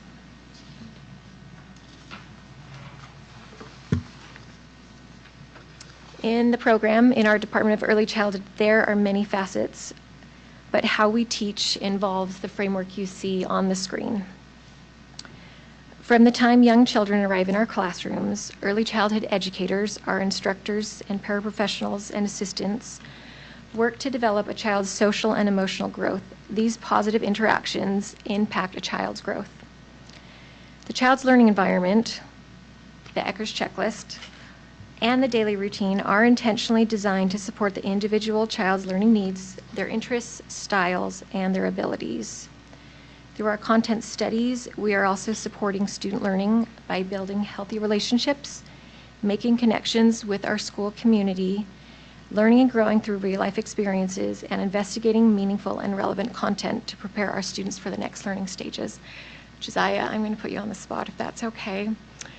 Did we hatch chickens in preschool? Yes. Do you remember that? Meaningful and relevant. We're learning and growing, and I'm so glad you remembered. We also assess our students through authentic observation and documentation. We use the PEEP entry and the exit profile, which you have probably heard of. We also use Teaching Strategies Gold, objectives for development and learning. We also plan to use the Ages and Stages, or the ASQ questionnaire, which is a screening tool to support parent knowledge of student developmental skills. Also in this framework, our educators create and submit weekly lesson plans, and they're driven by the objectives for development and learning and the Utah core standards for early learning. We have regular professional development meetings on Friday, and in these meetings, we focus on early child development, curriculum, data and assessment, and ways to strengthen family engagement. We do have copies of the curriculum and standards if you'd like to see them, and our foundation book from Teaching Strategies. I've mentioned Teaching Strategies Gold, and this is part of our assessment tool. As we welcome children into our program, we are continually observing, documenting, and assessing children's development and learning. We look at research-based strategies and widely held expectations about child development to guide our instruction. Teaching Strategies Gold has color bands that you can see. In our program, we work primarily with 3 and 4-year-olds. So for our 3 to 4s, for our 3s, it's the yellow and green bands, and then for our pre-K4 students, it's primarily blue. Keep in mind that this band also goes through 3rd grade, birth through 3rd grade.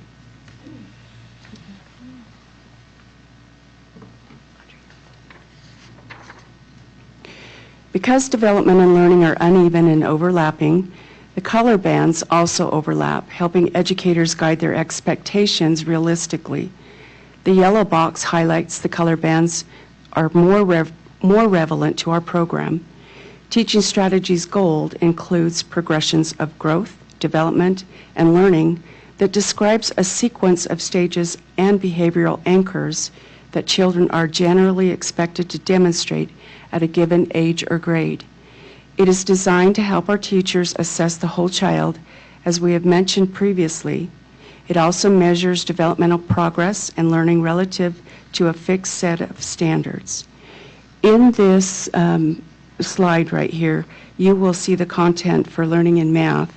The pre-K educator would assess for objective 20A, and this is just a sample of where students are marked by the level of the color band. By the time the student would leave the program to enter K, we should see the mathematic objective marked in the blue band, level 5 and 6. We spoke about developmentally appropriate practice and how we teach. We also want to address the learning indicators for young children.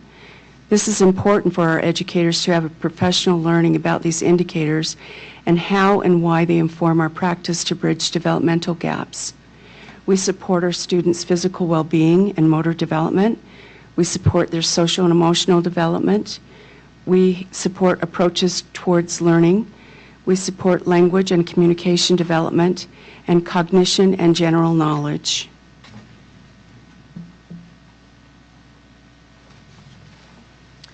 Young children learn language at an amazing rate. Word learning requires many exposures for young children to gain a deeper understanding of the words that they know. This slide has a video of one of our students, and we could play that now.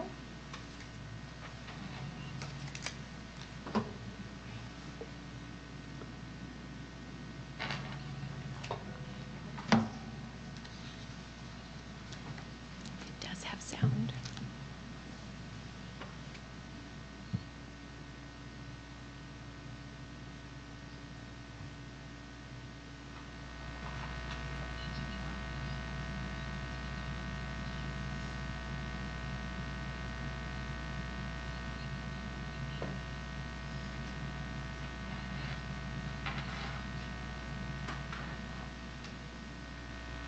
Oh, Sam's trying to work that out.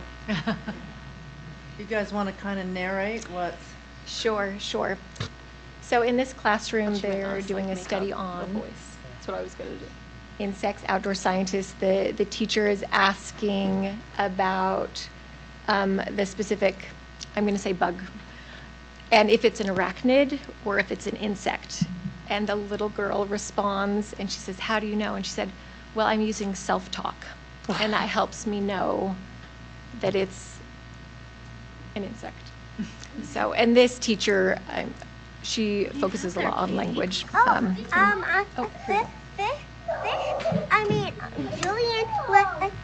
Julian didn't know what happened to his little poor friends, so I promised I could help him. All right, what do you have in there? A ladybug. Ladybug. I got it in the ladybug, and then I got a bee. I got a bee mask on, but just pretend. Are they arachnids or are they insects? Insects. How do you know they're insects? Well, because I was doing self-talk to remind me it's an insect. You were doing self-talk to remind you it's an insect? If we're not sure if it's an insect, what do we do? Just count the legs. You're right. How many 4-year-olds do you know that use the word self-talk? It's quite impressive. So this video really speaks to the importance of providing intentional language skills. When children are introduced to rich vocabulary, they learn words that they will need for reading and writing. Research has shown that children who have large vocabularies and experience with using language are more successful in schools.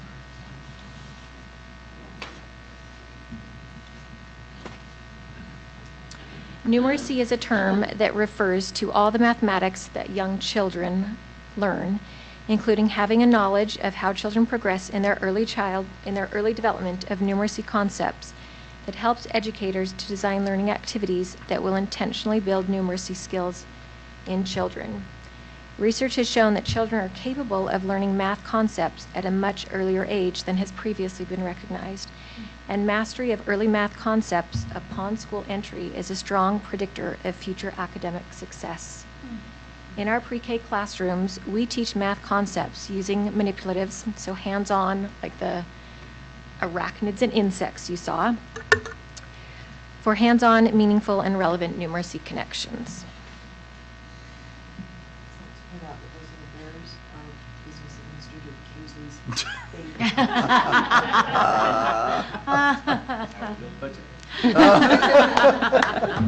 Please come visit our classrooms. They are all well stocked with. We have plenty of manipulatives for you, Alan.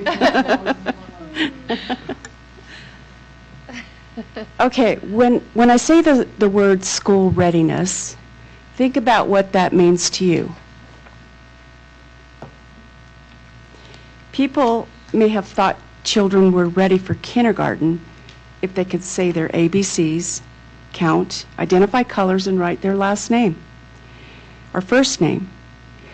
Readiness has always been more complicated than that, and the new brain research is helping us understand what readiness really is. Readiness is being confident, and while learning, having a healthy state of mind. One of the hallmarks of high-quality pre-K is a focus not only on academic skills, such as literacy and math, but also the soft skills. Skills that are characteristic of active, independent, and engaged learners. These skills are social and emotional skills. This is one of our pre-K classrooms where students are actively engaged in the learning process. It is also an expectation for learning in each of our pre-K classrooms. Our students are encouraged to think, to share their ideas, and to ask questions. Next, we will highlight where we have been and where we are now. I'll draw your attention to the screen and let me share a little history of how pre-K started in Salt Lake City School District. I was around at this time. It was 1995. We opened 8 Title I programs. I was working as a 3-year-old preschool teacher at that time.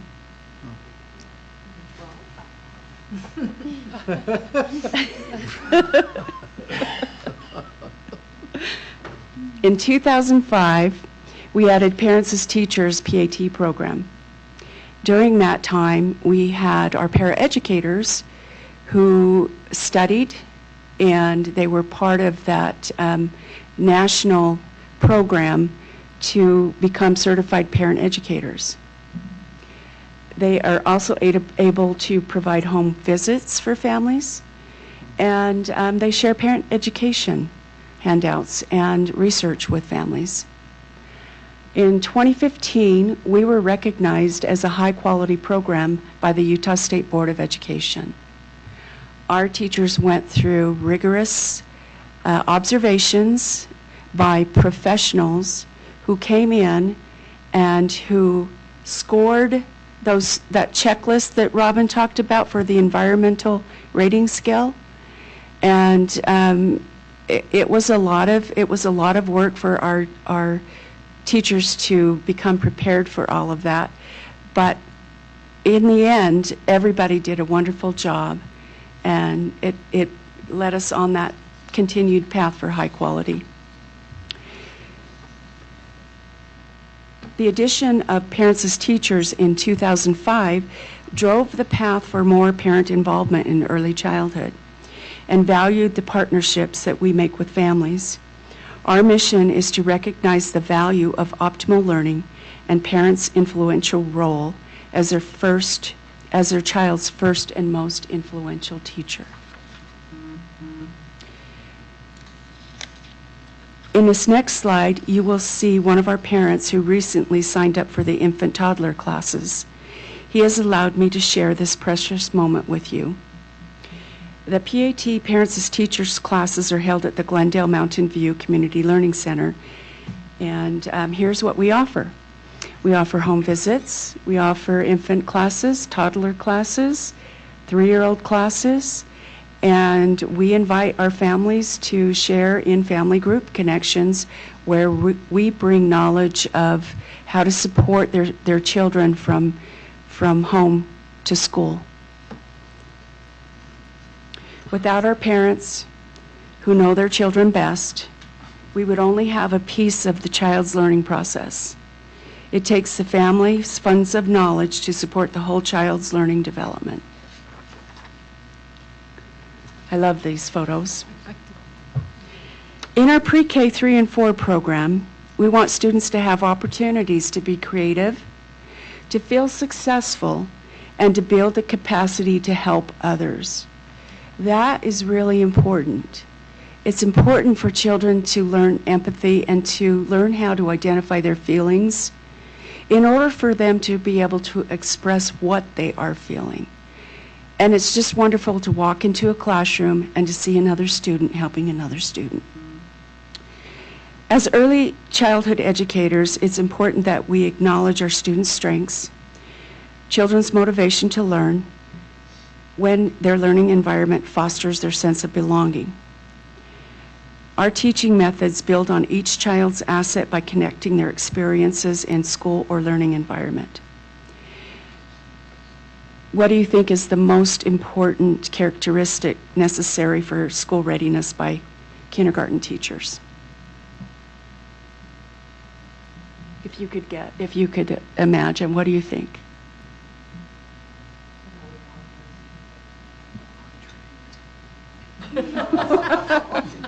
What did you say? Yeah, we have a bill for that. I mean, kids who can cooperate and get along with other kids. Kids who have learned self-regulation, absolutely. Kids who can get along. Kids who can be kind. Kids who know how to dress themselves. Kids who can listen. Can tie their own shoes.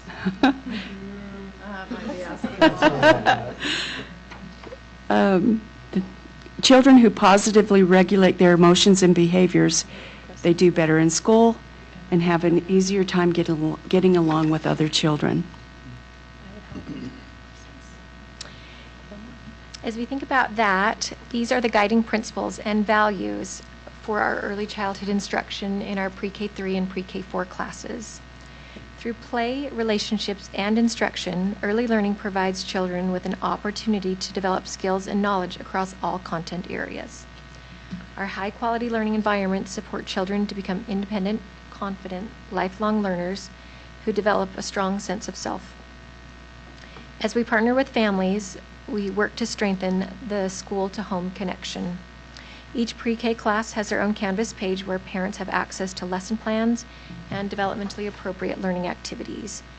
Parents are invited to share their funds of knowledge by participating in our class studies, volunteering in the classroom, and participating with at-home learning activities. We send home monthly newsletters to inform families about what children are learning, and we meet families at least 3 times a year to review their learning goals and student progress. This is all in an effort to strengthen the link from home to school.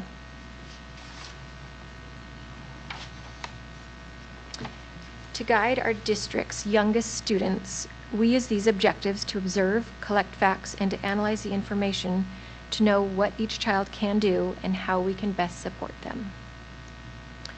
We have also placed emphasis with providing our students with learning continuity.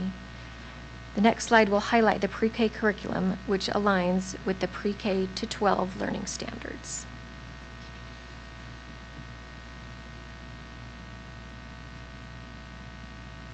All right, this one's a little long, but we'll get through it. We use the Creative Curriculum Developmental Continuum for ages 3 to 5. This curriculum honors the way children learn best, through play.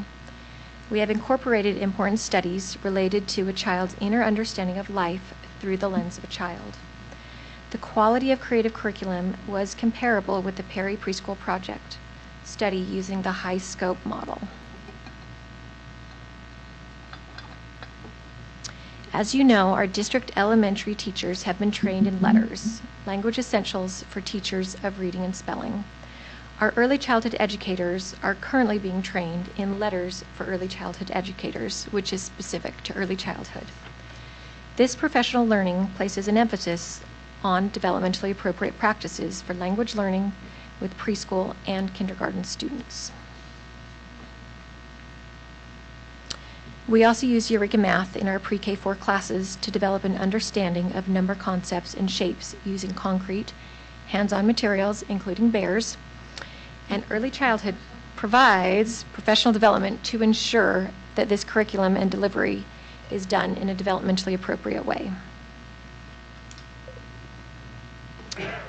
We use Get Set for School by Learning Without Tears. Through these intentional learning activities, we support numbers and math, readiness in writing, and language and literacy skills. This curriculum is engaging and hands-on and supports the development of foundation skills. We also use Second Step. This is the social emotional program that we use in pre-K. These lessons intentionally teach skills for learning, empathy, emotion management, friendship skills, problem solving, and transitioning to kindergarten. There is also a child protective unit. This is where we create a strategy for adults and students so we can work together as a community to protect children, to keep them safe from external harm. I'd like to add that our parents have to give us permission to implement that curriculum. And we do not have anybody that has said we do not want our children to participate. They're actually grateful, in light of the times and in light of the events that happen in the world and what's going on around their school communities as well. So this curriculum really speaks to helping children know how to protect themselves from harm and abuse.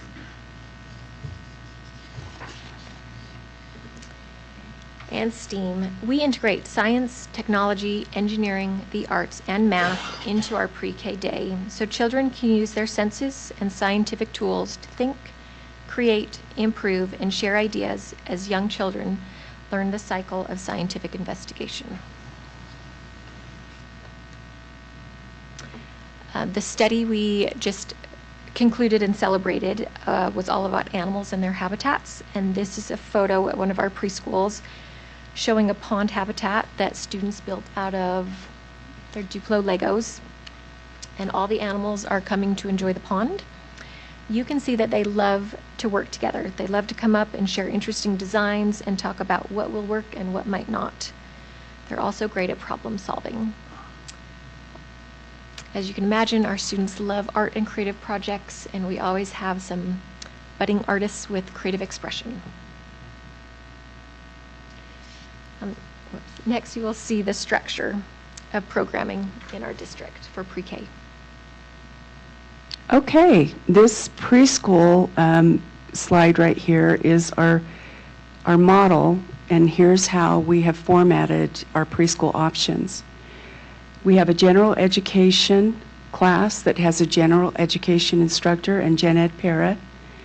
We have supported classrooms that have general ed instructors, gen ed paras, special ed para, and a half-time special ed teacher. In our collaborative classrooms, there's a gen ed instructor, a gen ed para, a special ed teacher, and a special ed para. Our essential elements are under the direction of Special Education Department. They have special education teachers and special education paras. The optimal ratios are 60 gen ed and 40% special ed students in the supportive and collaborative room. The thing to note about the format that we have now is that our students have more one-to-one support in the structured format that we have.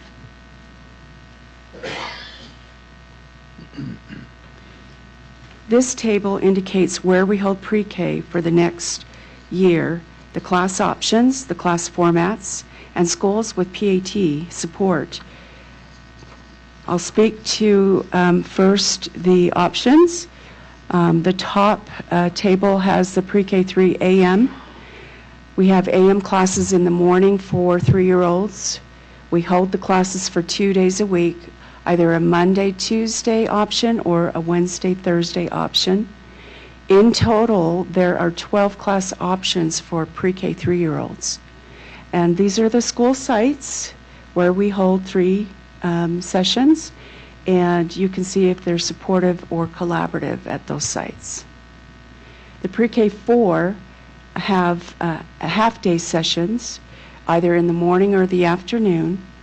We operate pre-K 4 Monday through Thursday, and we have 10 class options total at the sites that you see in front of you. Then we have our full day, and we will have more full day the next school year, thanks to schools reaching out from Title I, asking if we could have a full day class, that they had room for us to do that. And you can see that we have 12 class options. Those options are listed. And then last is our Parents as Teacher at Mountain View with an infant, 2 toddler classes, and a P3 class with 4 PAT class options. The asterisk that you see is showing you where our PAT certified educators are. I told you initially we had 13. Now we have 7, including myself and Robin.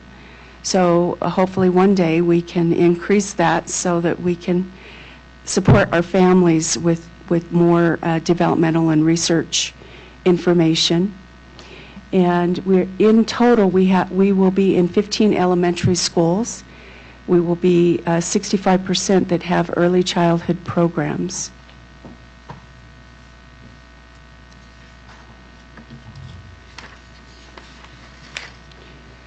This current school year, we have a total of 447 students enrolled in our pre-K. During the 2024-25 school year, we will have the capacity to serve over 500 students, including PAT. Here is a breakdown for the next school year of how many schools, how many classrooms, sessions, and ratios. The ratios are student to adult support, and the chart speaks to our capacity to serve and is mostly even in size based on age, as you can see, with the exception, obviously, except for Pat. As the Salt Lake City School District Early Childhood Program continues to grow, it is our hope to fill our capacity each year and to support the optimal early development of children. As you know, pre-K is not funded by the state of Utah. Because of this, we require a parent monthly tuition to operate the program. We hope that one day all children will have access to early childhood education. Now let's dive into the data to validate what we are doing. In front of you, you see this report to show growth and progression levels for pre-K students this year. When we compare this data for widely held expectations to fall to winter, you see our pre-K students are making progress with their learning skills. Students are leveled for below, meeting, or exceeding expectation for growth. These are also the same learning indicators in our previous discussion about developmental gaps. The blue bar represents students who are below developmental expectations. In the purple bar, for students who are meeting expectations. And the little green bar is representing our few students who are exceeding the expectations during this time. Remember that these... If you'd like to see these in more detail, we did put these slides in. Okay, thank you. Thank you for remembering that. These categories are based on widely held expectations for each age group, which are represented by the color bands for progression that we talked about. In the fall, 41% of our students met the expectation for social and emotional development. By winter, they jumped to 73%. So we're now at 73% of our students being able to identify their emotions, being able to be self-aware, being able to ask questions, and we feel really good about that. Based on this previous data, the trajectory has historically been positive for the spring quarters. We also have another tool. We use a similar formative assessment tool as kindergarten. And the pre-K assessment is called PEEP, Pre-K Entry and Exit Profile. We use this to gain more insight with individual student level of performance, and we use this data as an additional tool to inform our decisions for instructional practice, to support the strategies for improving achievement outcomes in a targeted manner. PEEP data is entered into the Utah Data Gateway. This data can also be accessed through Power BI and only represents the students who have been with us all year long. In 2023-2024, we had 255 pre-K students who start the school year and end the school year and take the PEEP entry and exit. 3-year-olds do not participate in this formative assessment because they are not going to kindergarten, and neither do our PAT, obviously. And if a student comes in mid-year, that score is not that score is not recorded in the data gateway because we are doing the trajectory of the data. These are the PEEP levels, excuse me, from the last 3 years showing literacy and numeracy domains. The red bar represents, well, I say this not because you will see that. You will see it by performance band. It just says performance. But a clear way for us to identify is the same way that we do our teaching strategies, but it's not the same term that we use. We just want to highlight if children are below, if they are meeting, or they are exceeding. The literacy levels and are on the left, and the numeracy are on the right. And the literacy is has been low over the past 3 years with the fall comparison, while numeracy, for some reason, has ranked a little higher. And you'll see that in our KEEP data. During the spring, the scores show significant growth for both content areas, and we will know at our end-level scores when we take this formative assessment in May. We will know those scores. We will see the next steps to prepare students for kindergarten and why it's important for us to ensure that our students are ready. And in order to do that, we want to support students who need a little extra time to work on skills, whether that be their social emotional or their academic skills. These are the examples of what we're doing intentionally. We are providing K-readiness by collaborating with our elementary administration and K teachers. We are sharing our pre-K data with K teachers and parents.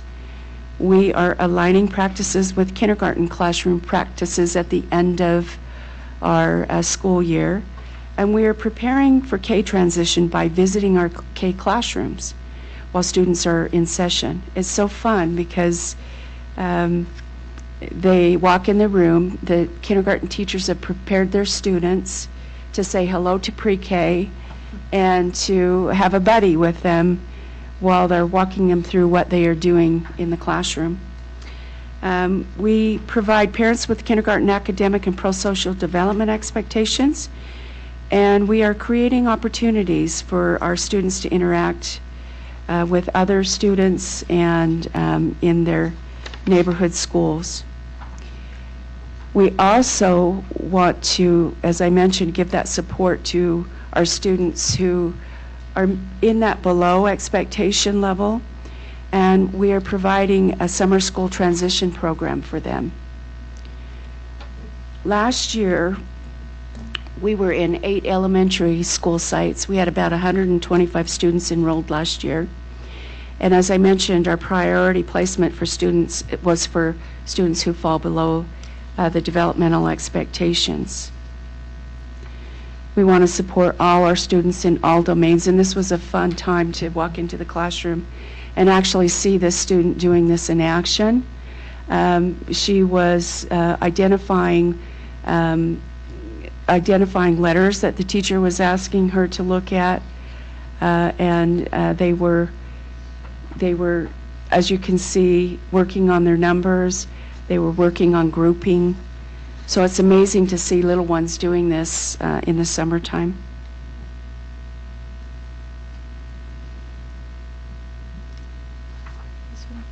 That one next. Oh. Okay. Speaking to the scores for summer, here are the scores for summer. Our teachers took those exit scores from spring, and they used those scores to develop and identify where students needed more support. And then through that summer program, they were preparing them more for kindergarten.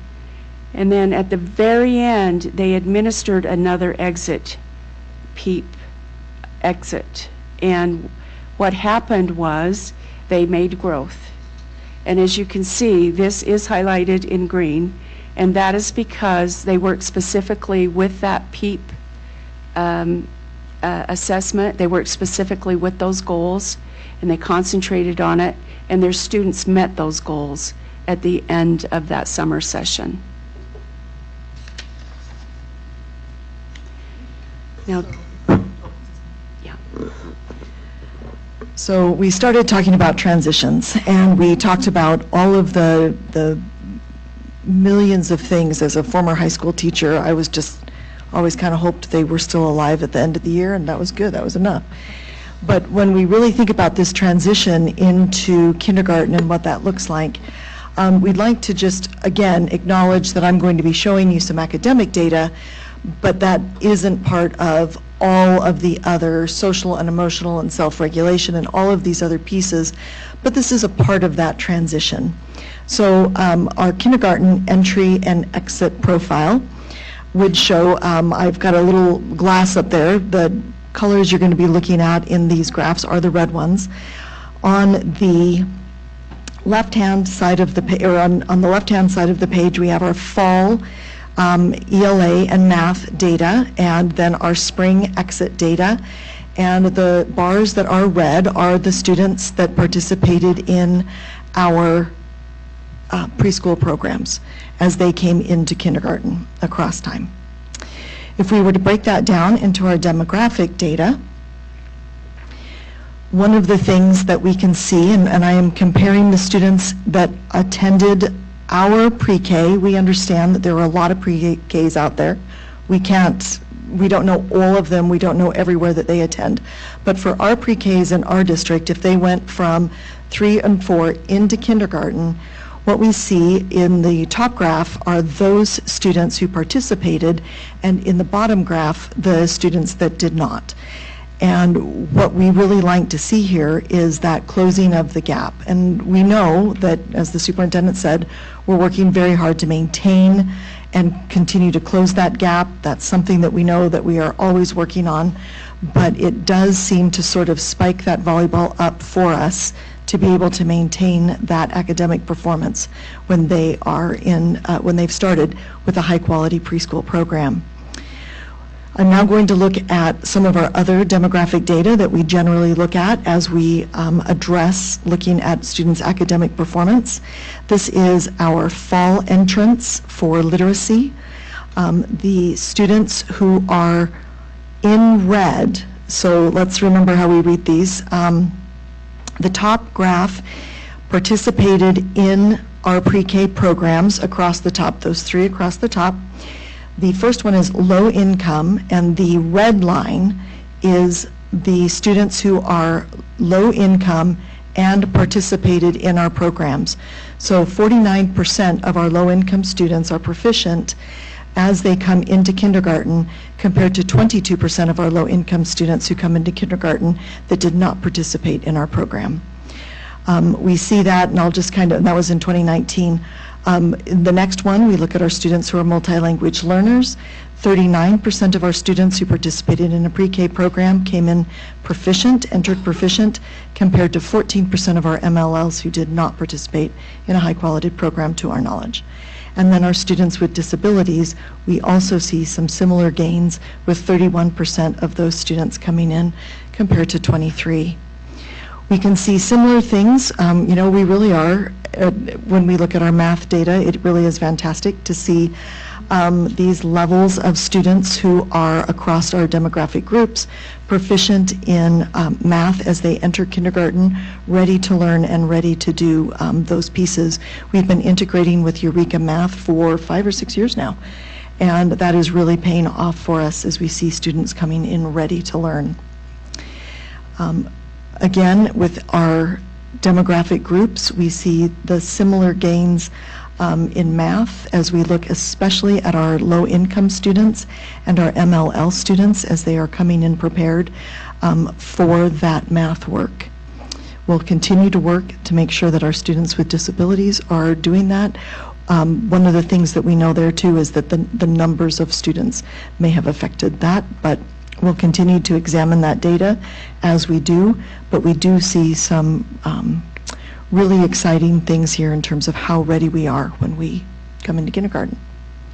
Okay, thank you.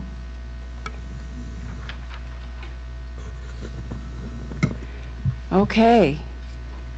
Now that you know a little bit more about us and the many variables that we do have to consider operating the program, what possibilities do you see for young children and early childhood experiences? What are the possibilities that you see?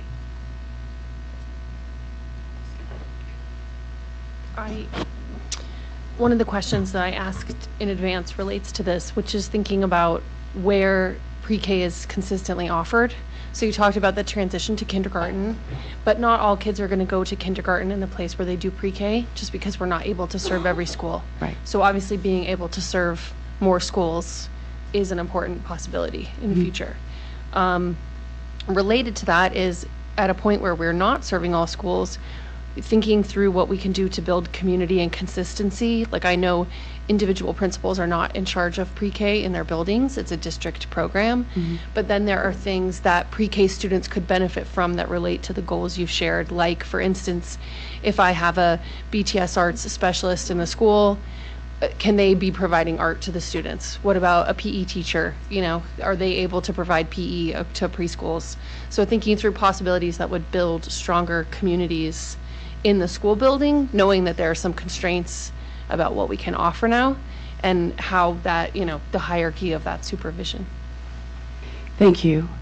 To address the question about participating in the school activities, our teachers are encouraged to reach out to their principals, and our students are participating in the library. The librarians are reading to them. I know that we have many art specialists that are working with our pre-K students. Our students are attending some assemblies if it's something that pertains to you know, their interests. Our students are participating alongside other activities that might happen as far as school events go and nighttime events go. Our teachers are always encouraging our families to participate in those activities. That was a great question. I think some of the possibilities I see are just how do we continue to build on what you all are already doing. I loved seeing the connections that the work you're doing and what you presented to us tonight directly correlates with the board's goals of literacy and social and emotional learning. And how do we continue to build on that? Making sure that our students are, as you mentioned in your presentation a number of times, not only prepared for kindergarten and subsequent years academically, but that self-regulation and that emotional element. I also, to kind of dovetail on what Board Member Anderson had mentioned about how families are engaging their school communities or their pre-K community in this context. How do we continue to communicate better with parents about what resources and best practices exist, preparing them for K through 12 education as well, I think is a really, really big opportunity and possibility that we could have here tonight too. I agree. And it does, like you said, Superintendent, it does take a village, a community to be able to do that. And it's all about working together and collaborating and I always find that we're very welcome in the elementary schools. I don't see any issues as far as principals inviting us to participate in their schools. They come into the classroom. The students know them as the principal of the school. For me, it's very fun to go into the classroom and students know me as Miss Audrey. And I think our students just know that they have a lot of support. And I agree, building that community, building that knowledge, and keeping it and sustaining it and keeping it going really does take a lot of collaboration and work on all of our parts. May I add something? So, Audrey, I think that when you ask that question, what possibilities do you see, I have to look back to that 2005 moment, right? Don't you have to? Yeah. Because as the superintendent has talked about us being a flagship, this district was the flagship for preschool in a state where they felt as though preschool was not needed. And that what was the thing that we were told from Margaret Dayton? All we do is play. Yeah, all we do is play. Or we take children out of the laps of their mothers, you know? And I just have to say, look at the possibilities that have happened over the past, decades, of commitment that this district has put into early childhood.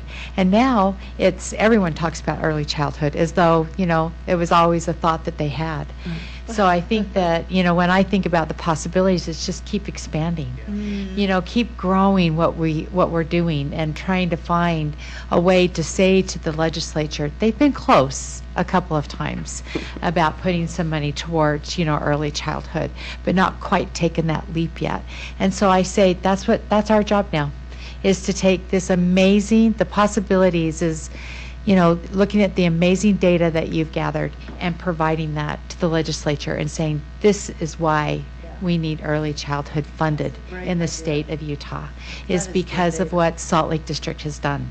And we have a treasure trove of that data because of the work that we've had 2 Robins, right? Yes. And I think that, our previous Robin. The young Robin. That's right. We had the old Robin and the young Robin.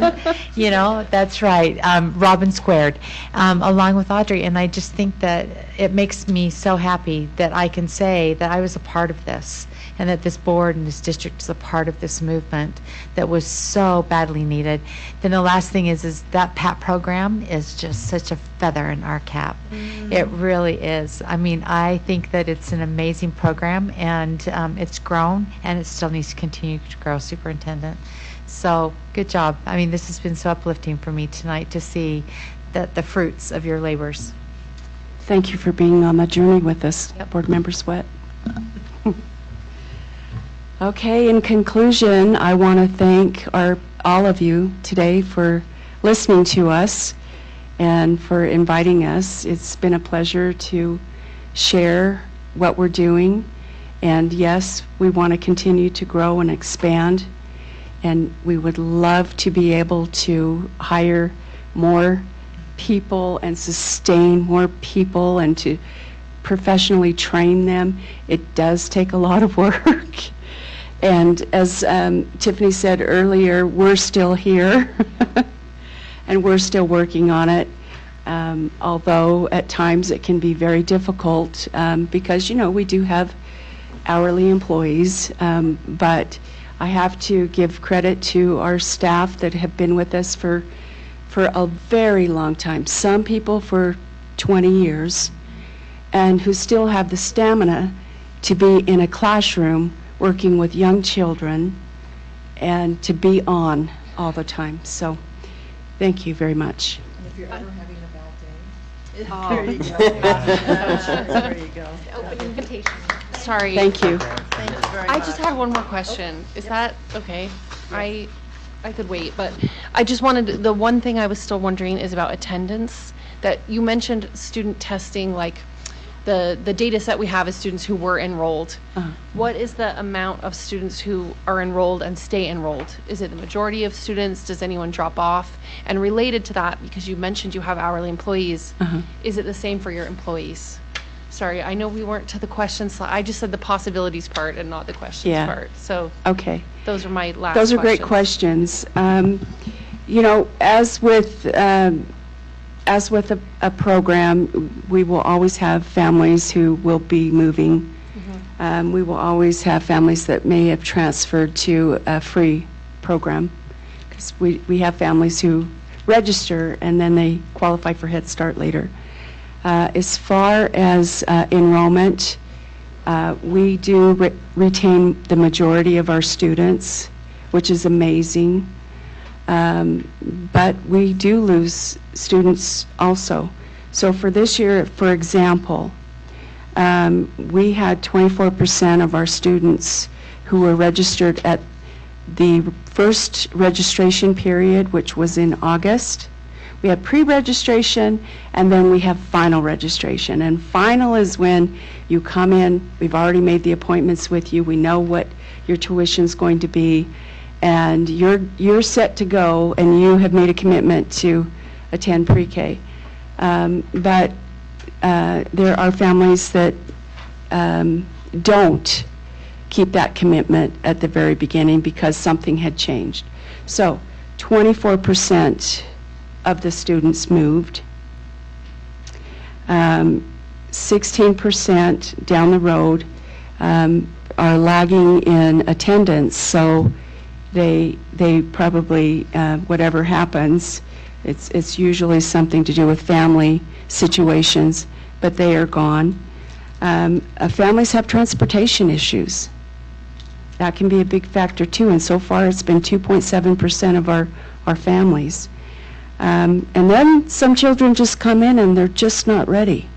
Their parents acknowledge and say, my child is just not ready.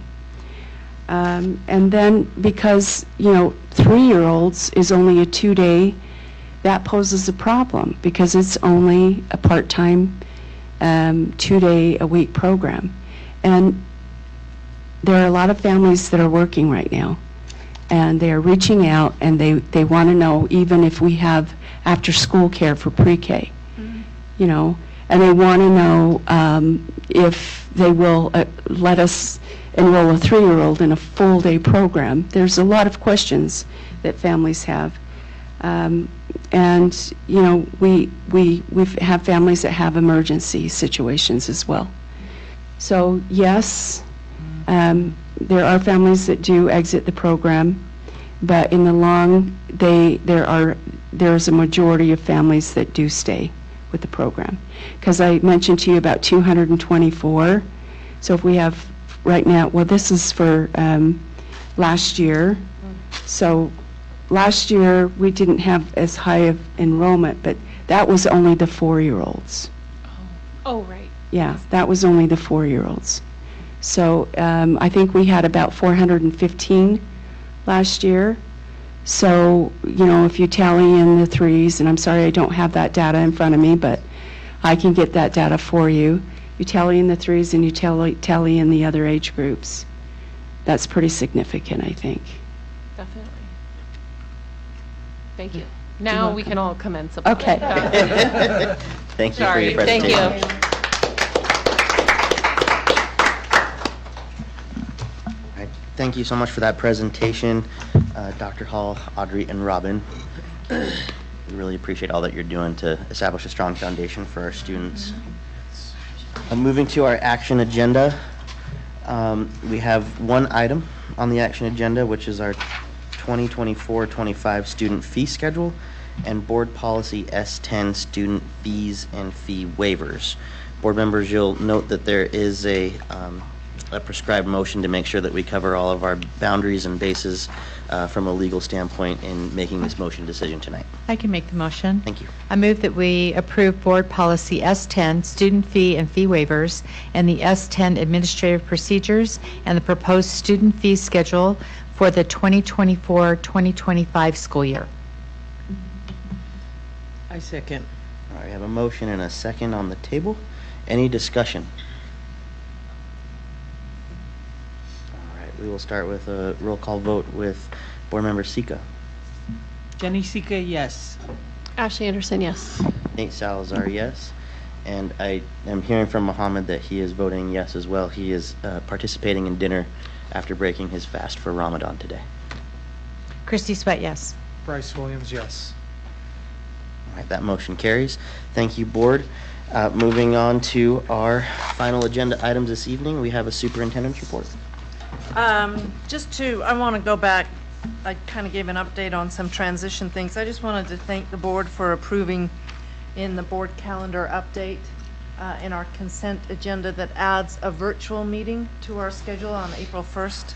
That's Monday evening at 6:30. We anticipate that this will be a quick meeting, but because of there not being another board meeting scheduled, appreciate that you have scheduled this one so we can conduct some important business then. So just wanted to call that out to the community as well, that we'll be holding that virtual meeting on the Monday evening of April 1st at 6:30. That's it. Thank you. And that's not an April Fool's joke. And That is that's not an April Fool's joke. Brian Jensen was a little concerned for a moment, but nope, that's not. Thank you, Christy. Board Member Sika, do you have a board member report? No, I don't. Excellent. Vice President Williams? I do not. Student Board Member Evans? You know Member that I do. Anderson? It's always at the end of the table. I know. We always Keep do. it rolling. Next meeting, I will have an update from Human Sexuality, Finance, and RDA subcommittee meetings, but they're all not aligned with our board time right now. But I wanted to also say I was very appreciative that the Wellness Committee was able to include some of my feedback in their discussions and letting me be involved in hearing about their amending those administrative procedures. I did want to encourage school PTOs in the next 10 days to apply for the Artist in the Classroom grant from the Salt Lake City Arts Council. It provides a $3,000 stipend for an artist residency in an elementary school building in the city. I've been a parent applicant in the past and a participating artist, and I know many of our schools could really use that program. It's a low barrier way to add more arts to your building. Today on the district social media, you can see a video of Rose Park Elementary's Artist in the Classroom, who is Jamaica from Salt Lake Capoeira. I also wanted to congratulate Foss Goodwin, who's a student in my precinct. He attends West, and he was awarded Best in Show as part of the secondary art show. And this weekend, I get to perform with Foss as part of the Children's Dance Theater 75th anniversary show. So it was especially fun to get to congratulate him on his other artistic endeavors. And I'm sure our board president will also offer some condolences to Bryant, who had an unfortunate death in their community. But I just wanted to mention that quickly as well. Okay. I'm going to be providing some information for you that Brian normally would about USBA. So 2 dates to put on your calendars. April 17th from 9 a.m. to 11 a.m. It's going to be held at the NEBO boardroom, is a JLC meeting. And then there will also be a second JLC meeting that will be held on May 15th from 9 a.m. to 11. These are in preparation of the delegate assembly, which will be held. The pre-delegate is June 7th, and that's usually in the evening, and I believe it's going to be at the Canyon School District. They have a huge auditorium that we can be in. And then the delegate assembly starts that morning. Usually check-in is about 8:30 on the 8th. And so as a side note, just for our board to know that we had an interesting JLC meeting in our last JLC meeting that, there was a lot of debate and conversation around the constitutional amendment about the earmark for public education. And after speaking with both Ashley and Brian, one of the things that we think would be the best for us to continue to support would be for the delegate assembly to make that decision of whether we oppose or support that piece. Historical knowledge for you is that when we opposed, as Utah School Boards Association opposed vouchers and grading schools, it was through the delegate assembly process. And I think that's the governing body, of our organization, and they are the ones who give the marching orders for our legislative priorities. So thankfully, that will be done. We'll have that delegate assembly, and right now our delegates are, who are our delegates? It's Nate and, is it Ashley? Yeah, I think, right, are our 2 delegates. And so I think that when we go there, that I think we should maybe have a little bit of time, after we attend these other 2 JLC meetings. But I think that we should continue to promote that decision should be made by the delegate assembly and not by the JLC body. Because I think that that's where the governing body decisions should lie. And I think those are the 2 main things. And then I wanted to tell you that, so you all know that Piper attends Nibley Elementary, and they are having, Superintendent, I don't know if you have time in your schedule, but the 2nd grade is having a animal fair on Friday, and I think it's at 12:30. I know more about the koala than I ever thought I would. And what she likes to call her jaw-dropping facts. And so it's been really fun, to have this little second grader, school me about koalas. So anyway, that's been fun this past week. That's all I have. Thanks. Thank you. Board Member Sweat. Similarly to Board Member Anderson, I did want to express my condolences to the Bryant School community and Bryant students.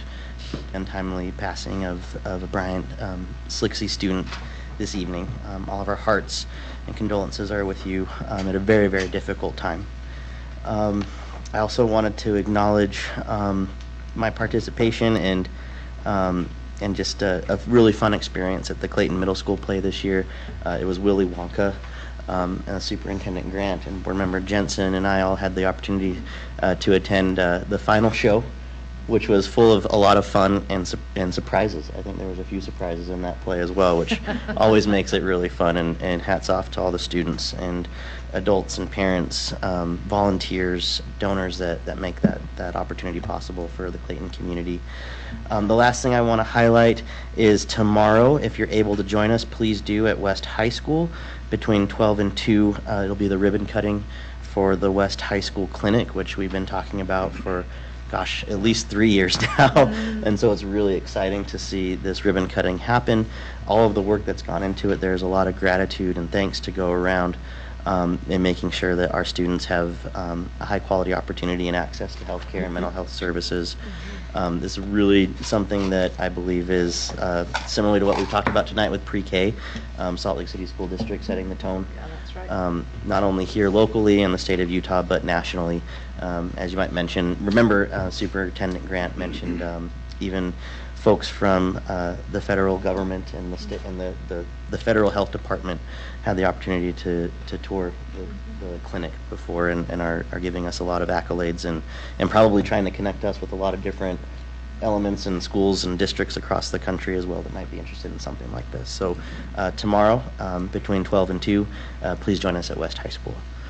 And with that, I will call the meeting adjourned. Thank you, everybody. Thank you. Just sit down. Oh, Is this gonna be a problem? they are. It doesn't feel great. Yeah. Yeah. What's really so now, I'll